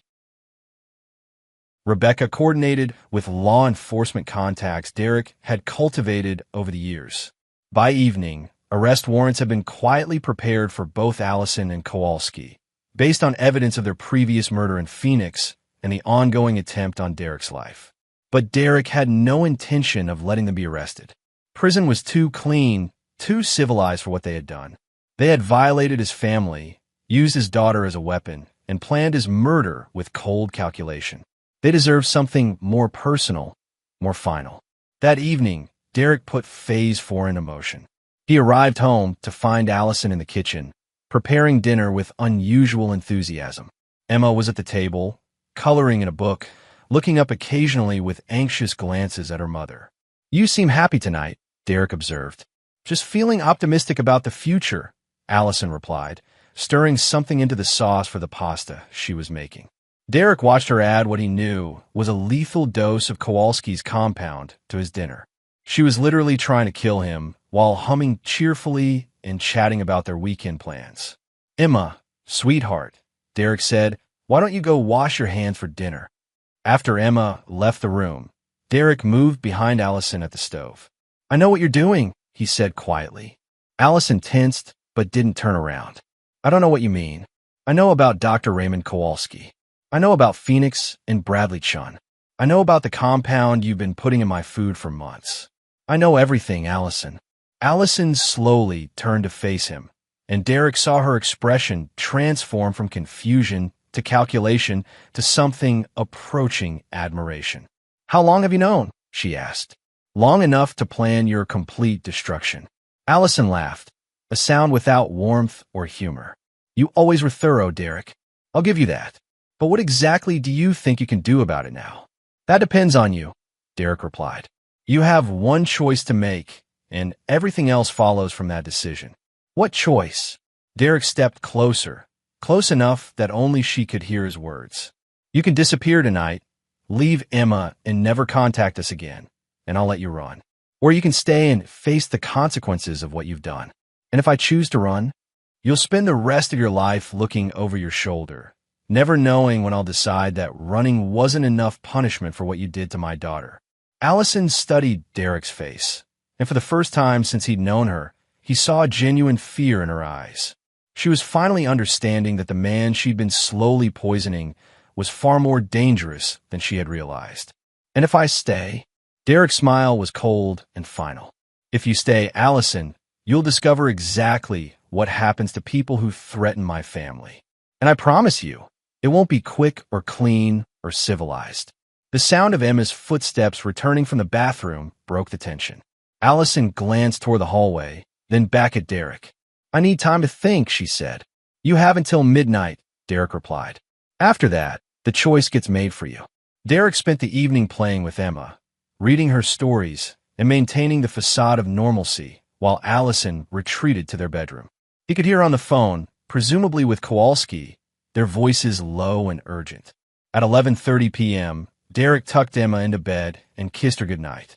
Whatever happened next, his daughter would be safe from the consequences. At midnight exactly, Derek checked their bedroom. Allison was gone, along with her clothes, jewelry, and personal items. She had chosen to run. Derek felt a moment of disappointment. Part of him had hoped she would stay and face him directly. But her flight was probably better for Emma, who would be spared the trauma of watching her mother face Derek's full vengeance. Derek's phone buzzed with a message from Rebecca. Kowalski found dead in his apartment. Apparent suicide. Police report says he left a detailed confession about his crimes, including the Phoenix murder. Derek deleted the message and poured himself a glass of whiskey. Kowalski's suicide had been the inevitable result of his conversation with Derek. Some people, when faced with absolute ruin and personal destruction, chose to end things on their own terms rather than face the alternatives Derek had outlined. Allison was still out there somewhere, but Derek was patient.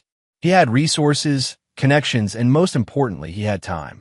She could run for now, but eventually she would make a mistake, and Derek would be waiting. For tonight, though, it was enough to know that Emma was safe, the immediate threat was neutralized, and Derek's enemies had learned the price of betraying his trust. Derek Lansing protected his family with absolute ruthlessness, and he never forgot a betrayal. Allison would spend the rest of her life learning the truth of that statement. Chapter 6. Closing the Circle. 3 months after Allison's disappearance, Derek had settled into a new routine with Emma. His daughter had initially been confused by her mother's sudden absence, but children were remarkably resilient when given consistent love and stability. Derek had explained that mommy had to go away for work and wouldn't be coming back, but that daddy would always be there to take care of her. Emma seemed relieved more than anything else. The anxiety and secretiveness that had plagued her during the months of Allison's manipulation had gradually faded. She was sleeping through the night again, laughing more freely, and had stopped asking about the secret games that had burdened her small shoulders.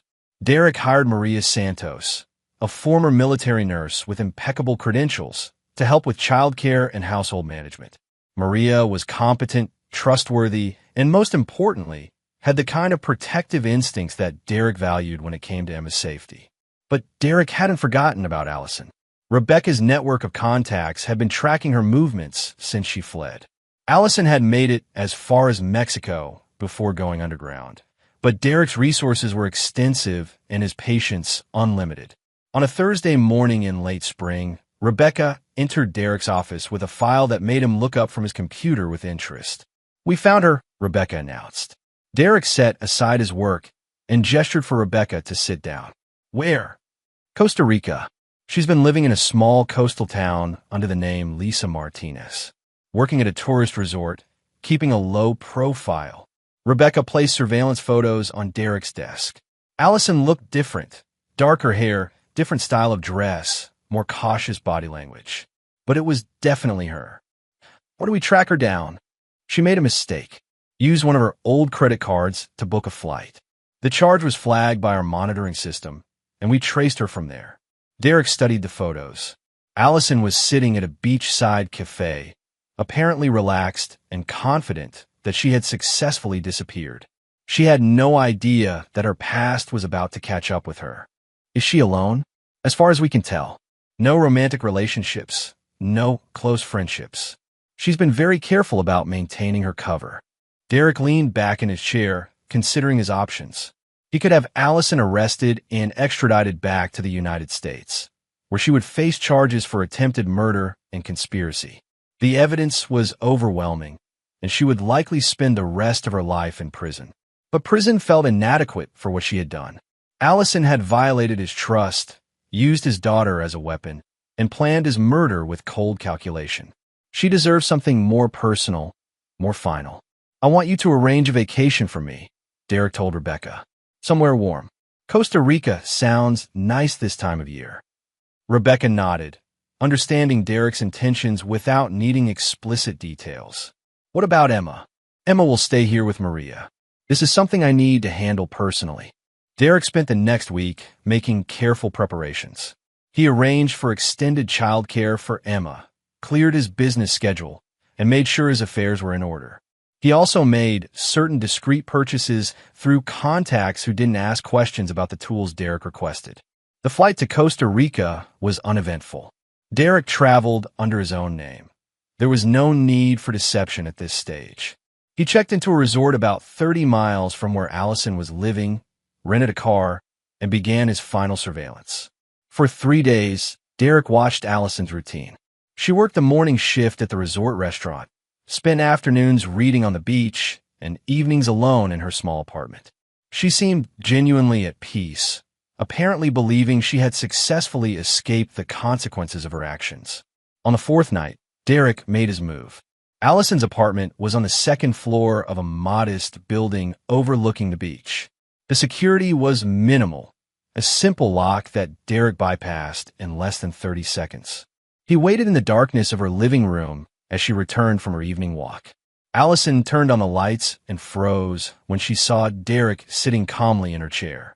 "Hello, Allison," Derek said. "We need to finish our conversation." Allison's hand moved toward her phone, but Derek shook his head.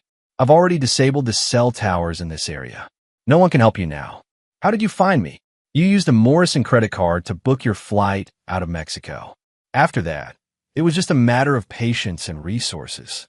Allison sat down heavily on her couch, suddenly looking much older than her years. "What do you want, Derek?" "I want you to understand the full consequences of what you did to my family." Derek stood up and moved to the window, looking out at the moonlit beach. "You know, I could have had you arrested months ago. The evidence against you is overwhelming. Phoenix police have reopened the Bradley Chin case based on Kowalski's confession. You're wanted for murder in 4 states. Then why didn't you?" Derek turned back to face her. "Because prison would have been too easy. You would have served your time, maybe gotten out in 20 years, and moved on with your life. That felt insufficient for someone who used my 4-year-old daughter as a weapon." Allison's face went pale. "I never wanted to involve Emma. That was Ray's idea." "Don't lie to me, Allison. I have recordings of your conversations. You discussed manipulating Emma like she was a piece of equipment." Derek moved closer, and Allison pressed herself back into the couch. "You destroyed my family, violated my trust, and tried to murder me for money. But worse than all of that, you corrupted my innocent daughter and turned her into an accomplice to your crimes. What are you going to do?" Derek reached into his jacket and pulled out a small vial, the same type that Kowalski had used to store his poison. "I'm going to give you a choice. The same choice I offered you 3 months ago." He placed the vial on the coffee table between them. "Inside that vial is enough of Kowalski's compound to stop your heart in about 10 minutes. It will look like a completely natural death, heart failure brought on by stress and poor health." Allison stared at the vial in horror. "You can't be serious. Your alternative is to come back to the United States with me, where you'll face trial for multiple murders, spend the rest of your life in prison, and never see daylight again." Derek sat back down in his chair. "I'm giving you the dignity of choosing how this ends, Allison. That's more consideration than you showed me or Emma. There has to be another option." "There isn't. You made your choices months ago when you decided to target my family. Everything that's happening now is just the inevitable consequence of those decisions." Derek checked his watch. "You have 5 minutes to decide. After that, the choice gets made for you." Allison began to cry, but Derek felt no sympathy. He thought about Emma, about the anxiety and confusion his daughter had suffered because of this woman's manipulation. He thought about the months of systematic poisoning, the careful planning of his murder, the cold calculation with which Allison had destroyed his trust. "Time's up," Derek said finally. Allison looked at the vial, then at Derek, then back at the vial. With shaking hands, she reached for it. "I'm sorry," she whispered. "No," Derek replied. "You're not sorry for what you did. You're only sorry you got caught." Derek left Allison's apartment 10 minutes later. By morning, her body would be discovered by the resort management when she failed to show up for work.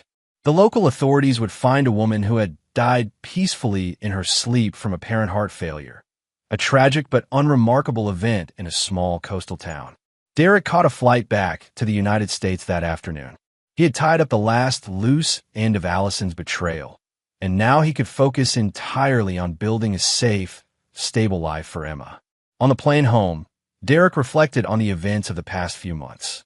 He had been betrayed by the woman he trusted most, poisoned in his own home, and manipulated through his love for his daughter. But he had survived, protected Emma, and ensured that everyone responsible faced appropriate consequences. Derek Lansing was not a man who forgave betrayal or forgot transgressions. Allison and Kowalski had learned that lesson too late, but Derek hoped it would serve as a warning to anyone else who might consider threatening his family. Emma was waiting for him when he arrived home, running into his arms with the pure joy of a child who knew she was loved and protected. As Derek held his daughter, he made a silent promise that no one would ever hurt her again. The circle was closed. Justice had been served, and Derek Lansing's family was finally safe. Chapter 7: New Foundations. 6 months had passed since Derek's return from Costa Rica. The local Costa Rican authorities had ruled Allison's death as natural causes. Heart failure in a young woman with no known health issues. Tragic, but not unprecedented. Derek had read about it in an online news brief that mentioned the death of Lisa Martinez, 31, an American expatriate working in the tourism industry. Emma was thriving. The shadow that had hung over her during Allison's manipulation had completely lifted. She was excelling in her pre-kindergarten program, making friends easily, and displaying the kind of natural confidence that Derek remembered from his own childhood before his father's frequent deployments had taught him that the world was an unpredictable and often dangerous place. Derek's business was flourishing as well. Word had spread through certain circles that Lansing Solutions could handle problems that other security firms wouldn't touch. Derek's reputation for thoroughness and discretion had attracted a new class of clientele. People with complicated problems who needed permanent solutions. On a crisp autumn morning, Derek was in his office reviewing a proposal for a new client when Rebecca knocked on his door. "We have a situation," she announced as she entered. Derek looked up from his paperwork. "What kind of situation?" Rebecca placed a file on his desk. "Remember our friend, Dr. Kowalski? Turns out his network was bigger than we thought." Derek opened the file and began reading.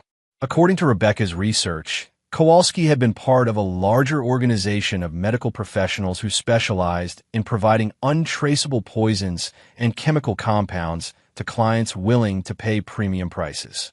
"How much bigger?" Derek asked. "At least a dozen doctors and pharmacists across 6 states. They've been operating for years, providing services to everyone from jealous spouses to professional assassins." Derek studied the organizational chart Rebecca had constructed. It was an impressive operation, with multiple layers of protection and redundant security measures. "Why should this concern us? Kowalski's dead, Allison's dead, and we're not in that business." Because of this, Rebecca placed a second document on the desk. One of their clients was a woman named Patricia Kellerman. She hired them to eliminate her husband about 8 months ago. Derek looked at the photograph attached to the file. Patricia Kellerman was an attractive brunette in her early 30s, but something about her expression reminded him of Allison, the same calculating coldness behind seemingly innocent eyes. "What makes this our problem?" Patricia Kellerman's operation failed. Her husband survived, discovered her plot, and disappeared. She's been looking for him ever since, and according to our sources, she's been asking questions about Derek Lansing. Derek felt the familiar chill of recognition. She knows about Allison. More than that, she knows about our methods. She knows how thoroughly we dismantled Allison's operation, and she's worried that we might come after her next. Derek leaned back in his chair, processing this information. He had thought the situation with Allison was completely resolved, but apparently it had created ripple effects he hadn't anticipated. What exactly is she looking for? Insurance. She wants to eliminate any potential threats to her operation before they become problems. Derek understood immediately. Patricia Kellerman wasn't just paranoid. She was being strategically preemptive. In her mind, Derek represented a threat to her entire network, and she was planning to neutralize that threat before it could materialize. Where's she now? Local. She moved to the city about 2 months ago under the name Patricia Sanders. She's been conducting surveillance on your house, your office, and Emma's school. Derek felt ice form in his chest. She's been watching Emma for at least 3 weeks. We only discovered it yesterday when one of our routine security sweeps detected unauthorized surveillance equipment near the school. Derek stood up abruptly. The fact that another predator was targeting his family triggered every protective instinct he possessed. Emma had finally found peace and stability after the trauma of Allison's manipulation, and Derek would not allow anyone to threaten that. I want full surveillance on Patricia Kellerman immediately. I want to know where she's staying, who she's working with, what resources she has, and what exactly she's planning. Already in progress, Rebecca replied. But Derek, there's something else you need to know. Rebecca placed a final document on the desk. Patricia Kellerman isn't working alone. She's brought in professional help. Derek examined the file. Patricia had hired Marcus Vale, a former military contractor with a reputation for handling wet work that other professionals wouldn't touch.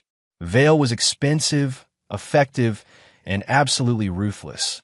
Vale specializes in making problems disappear completely, Rebecca explained. His preferred method is to eliminate entire families, making it look like random violence or home invasions gone wrong. Derek studied Vale's photograph, a nondescript man in his 40s who looked like he could be an accountant or insurance salesman. But Derek recognized something in Vale's eyes that he'd seen in military zones and high-stakes operations: the complete absence of moral restraint. How long do we have? Based on their surveillance patterns and preparation activities, I'd estimate they're planning to move within the next week. Derek nodded, his mind already shifting into operational mode. He had dealt with betrayal and manipulation before, but this was different. This was a direct military assault on his family by professionals who understood exactly how dangerous Derek could be. I want Emma moved to a secure location immediately. Contact the Hendersons in Vermont. They owe me a favor from the Philadelphia situation. Emma can stay with them until this is resolved. What about you? Derek smiled, but there was no warmth in it. Patricia Kellerman and Marcus Vale want to play a professional game. They're about to discover that I wrote the rule book they're trying to follow. Derek spent the rest of the day making preparations. Emma was told she was going on a special vacation to visit some of Daddy's friends in Vermont. Maria would accompany her, along with 2 of Derek's most trusted security specialists. By evening, Emma was safely away from the city and completely off the radar of anyone who might be looking for her. With Emma secure, Derek could focus entirely on eliminating the threat. Patricia Kellerman had made the same mistake as Allison. She had underestimated Derek's capabilities and threatened his family. Unlike Allison, however, Patricia was a professional predator who understood the rules of engagement. Derek was looking forward to teaching her that the rules only applied to people who played fair. That night, Derek sat in his empty house, cleaning and checking weapons he hadn't used since his military days. Patricia Kellerman and Marcus Vale thought they were hunting him, but they had misunderstood the situation completely. Derek Lansing wasn't their target. He was their executioner, and he was about to demonstrate why that distinction mattered. Chapter 8. The Hunter Becomes the Hunted. Derek's house was quiet in the pre-dawn darkness, but it wasn't empty. Hidden throughout the building were motion sensors, infrared cameras, and proximity alarms that would detect any unauthorized approach. Derek had spent years perfecting his home security, and now it would serve as both fortress and trap. He sat in his kitchen, drinking coffee and monitoring the feeds from Rebecca's surveillance team. Patricia Kellerman and Marcus Vale were holed up in a rented warehouse on the industrial side of town, apparently finalizing their plans for what they believed would be a simple assassination. Derek's phone buzzed with an encrypted message from Rebecca. Targets preparing to move. Estimated time to your location, 45 minutes. Derek finished his coffee and began his final preparations. He had chosen to face Patricia and Vale in his own home for strategic reasons. The house was familiar territory that he could control completely, and more importantly, it would send a message about the consequences of threatening his family. Derek changed into dark tactical clothing and checked his equipment one final time. He had positioned himself to have multiple escape routes, superior firepower, and the advantage of knowing every corner of the battlefield. Patricia and Vale were skilled professionals, but they were walking into Derek's domain. At 3:17 a.m., the perimeter sensors detected movement. Derek watched on his monitors as two figures approached the house with professional competence, moving in coordinated patterns, checking for surveillance, avoiding obvious approach routes. Marcus Vale was leading, with Patricia following about 20 meters behind. Derek had to admit they were good. Their movement was fluid and disciplined, and they had clearly studied his property layout in advance. But being good wasn't going to be enough. Vale reached the back door first and began working on the locks with electronic tools. Derek could have stopped him immediately, but he wanted both intruders inside the house before he acted. Better to eliminate both threats simultaneously than risk one escaping to threaten Emma later. The lock clicked open, and Vale stepped inside, followed closely by Patricia. Derek watched them move through his kitchen and living room, their movements careful and professional. They were heading toward the stairs, apparently planning to attack him while he slept. Derek waited until they reached the halfway point of the staircase before he acted. The house lights came on all at once, instantly destroying Vale and Patricia's night vision advantage. Simultaneously, Derek triggered a sound system that flooded the house with disorienting white noise at painful volume levels. Vale reacted first, dropping into a defensive crouch and drawing his weapon while trying to locate the source of the lights and sound. Patricia stumbled backward down the stairs, momentarily blinded and off balance. Derek emerged from his concealed position at the top of the stairs, a tactical shotgun trained on Vale's center mass. "Drop your weapons," Derek commanded, his voice cutting through the white noise. Vale hesitated for a fraction of a second, probably calculating his chances of getting a shot off before Derek could fire. It was the last calculation he ever made. Derek's shotgun blast took Vale center mass, the impact throwing him backward down the stairs. He was dead before he hit the bottom. Patricia screamed and scrambled for Vale's dropped weapon, but Derek was already moving. He vaulted over the stair railing and landed behind her before she could reach the gun. "Patricia Kellerman," Derek said, pressing the shotgun barrel against the back of her neck. "We need to talk." Derek marched Patricia into his living room, where he had prepared restraints and recording equipment. Within minutes, she was secured to a chair with industrial zip ties, while Derek positioned himself where she could see him clearly. "You made a mistake coming here," Derek told her. "I know who you are," Patricia replied, trying to maintain her composure despite her obvious fear. "I know what you did to Allison Shun and Ray Kowalski. Then you should have known better than to threaten my family." Derek sat down across from Patricia, the shotgun resting across his knees. "Tell me about your network." "All of it. I'm not telling you anything." Derek smiled coldly. "Patricia, you hired a professional killer to eliminate me and my 4-year-old daughter. You've been conducting surveillance on my family for weeks. You've already crossed every line that matters." Derek stood up and walked to a cabinet where he kept some of the equipment from his military days. He returned with a small device that Patricia clearly recognized. "This is a military-grade truth serum," Derek explained. "Very effective, but it has some unpleasant side effects. Permanent brain damage if the dosage is incorrect." Patricia's composure finally cracked. "You can't do this. This is America, not some third-world battlefield.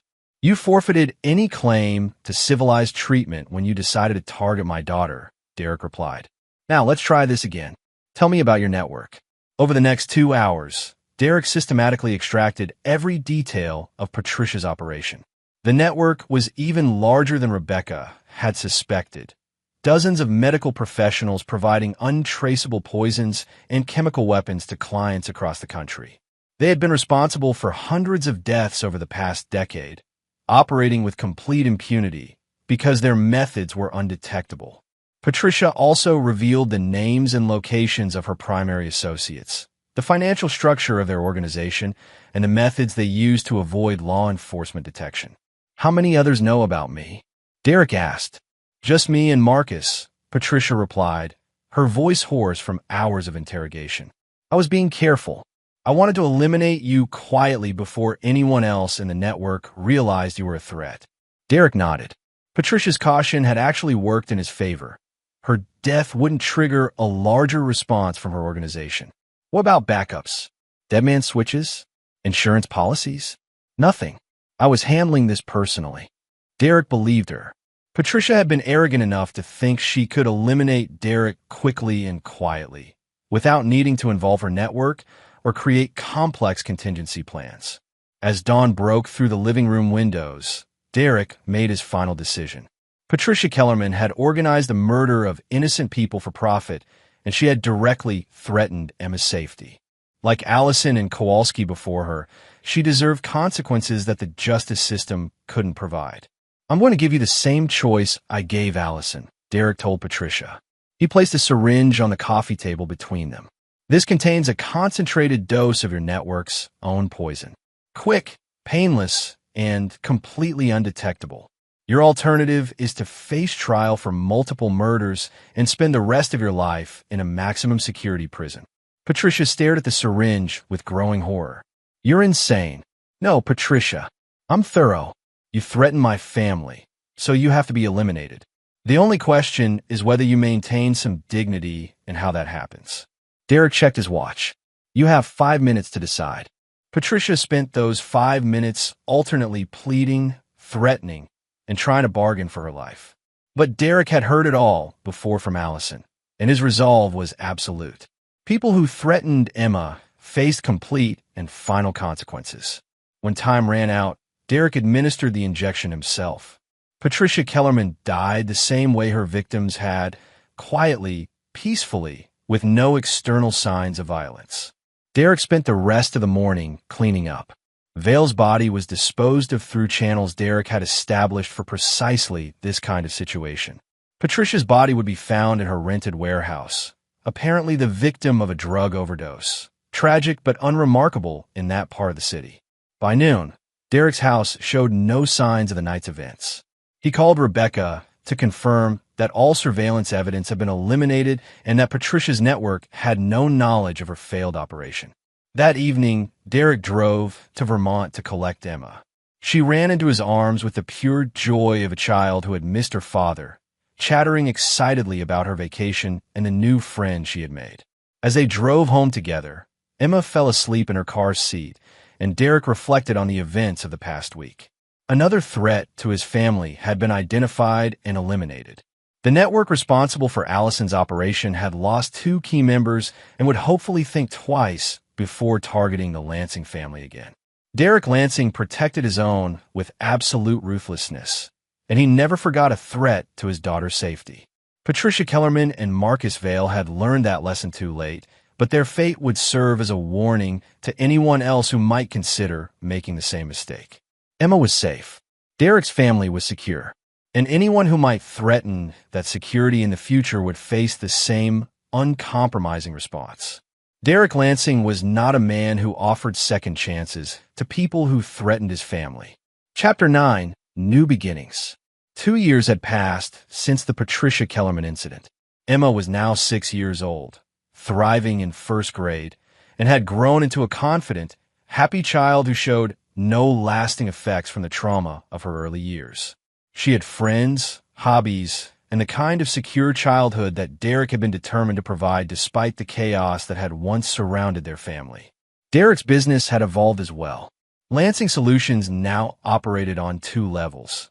The legitimate security consulting firm that handled corporate clients and high-net-worth individuals, and a much more discreet operation that dealt with problems that required permanent solutions.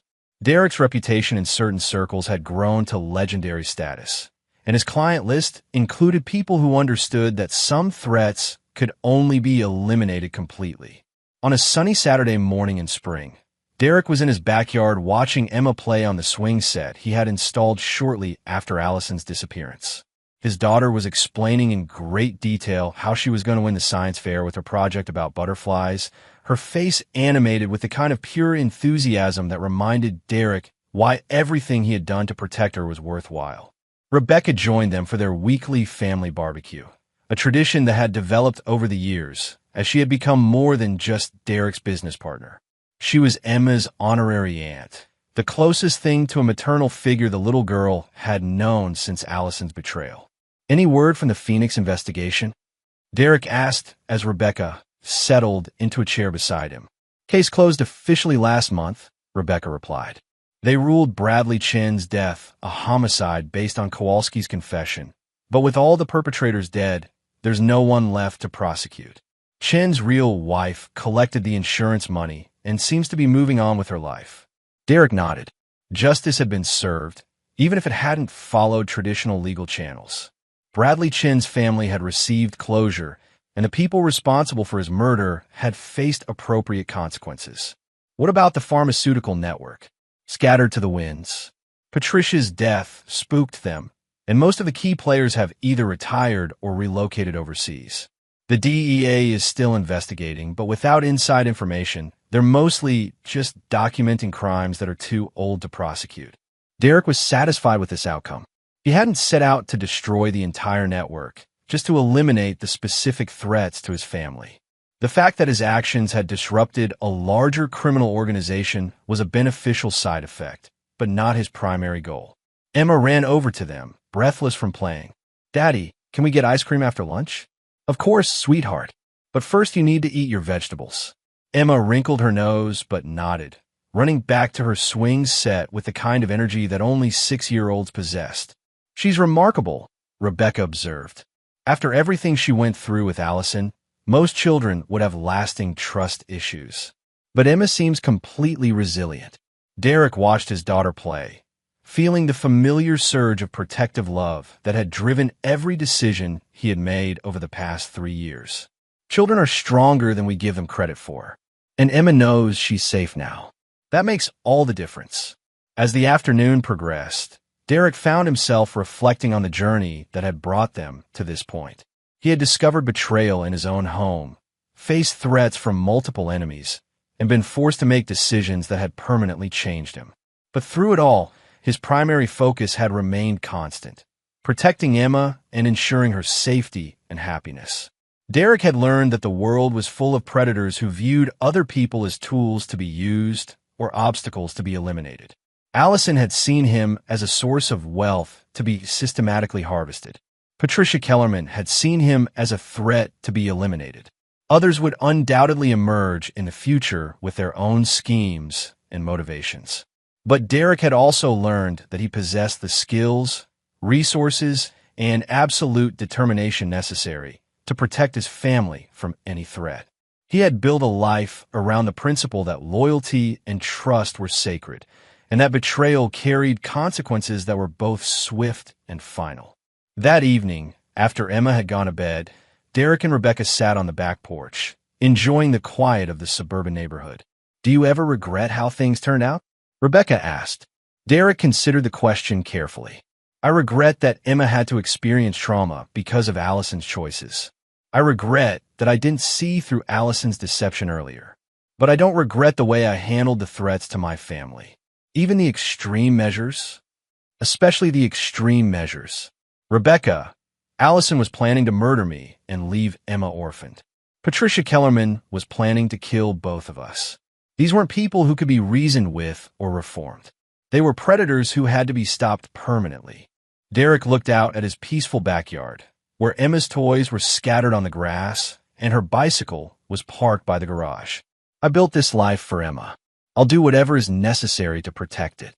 Rebecca nodded, understanding Derek's perspective completely. She had seen enough of the world's darkness to know that sometimes violence was the only language that predators understood. "What's next?" she asked. "Next, we continue building the life Emma deserves. We keep the business growing, we maintain our security, and we deal with problems as they arise." Derek stood up and checked the locks on the back door, a habit that had become automatic since the early days of Allison's betrayal. "But mostly, we focus on the positive. Emma's science fair is next week, and she's convinced her butterfly project is going to change the world. Rebecca laughed. She probably will change the world. Children who grow up knowing they're completely protected and unconditionally loved have a way of accomplishing extraordinary things. As Derek performed his nightly security check of the house, he felt the satisfaction that came from knowing his family was safe. The threats that had once surrounded them had been eliminated completely and permanently. Emma was thriving in an environment of stability and security that Derek had fought to create and maintain. Derek Lansing had learned that protecting the people you love sometimes required making choices that civilized society preferred to ignore. He had made those choices without hesitation or regret, and he would make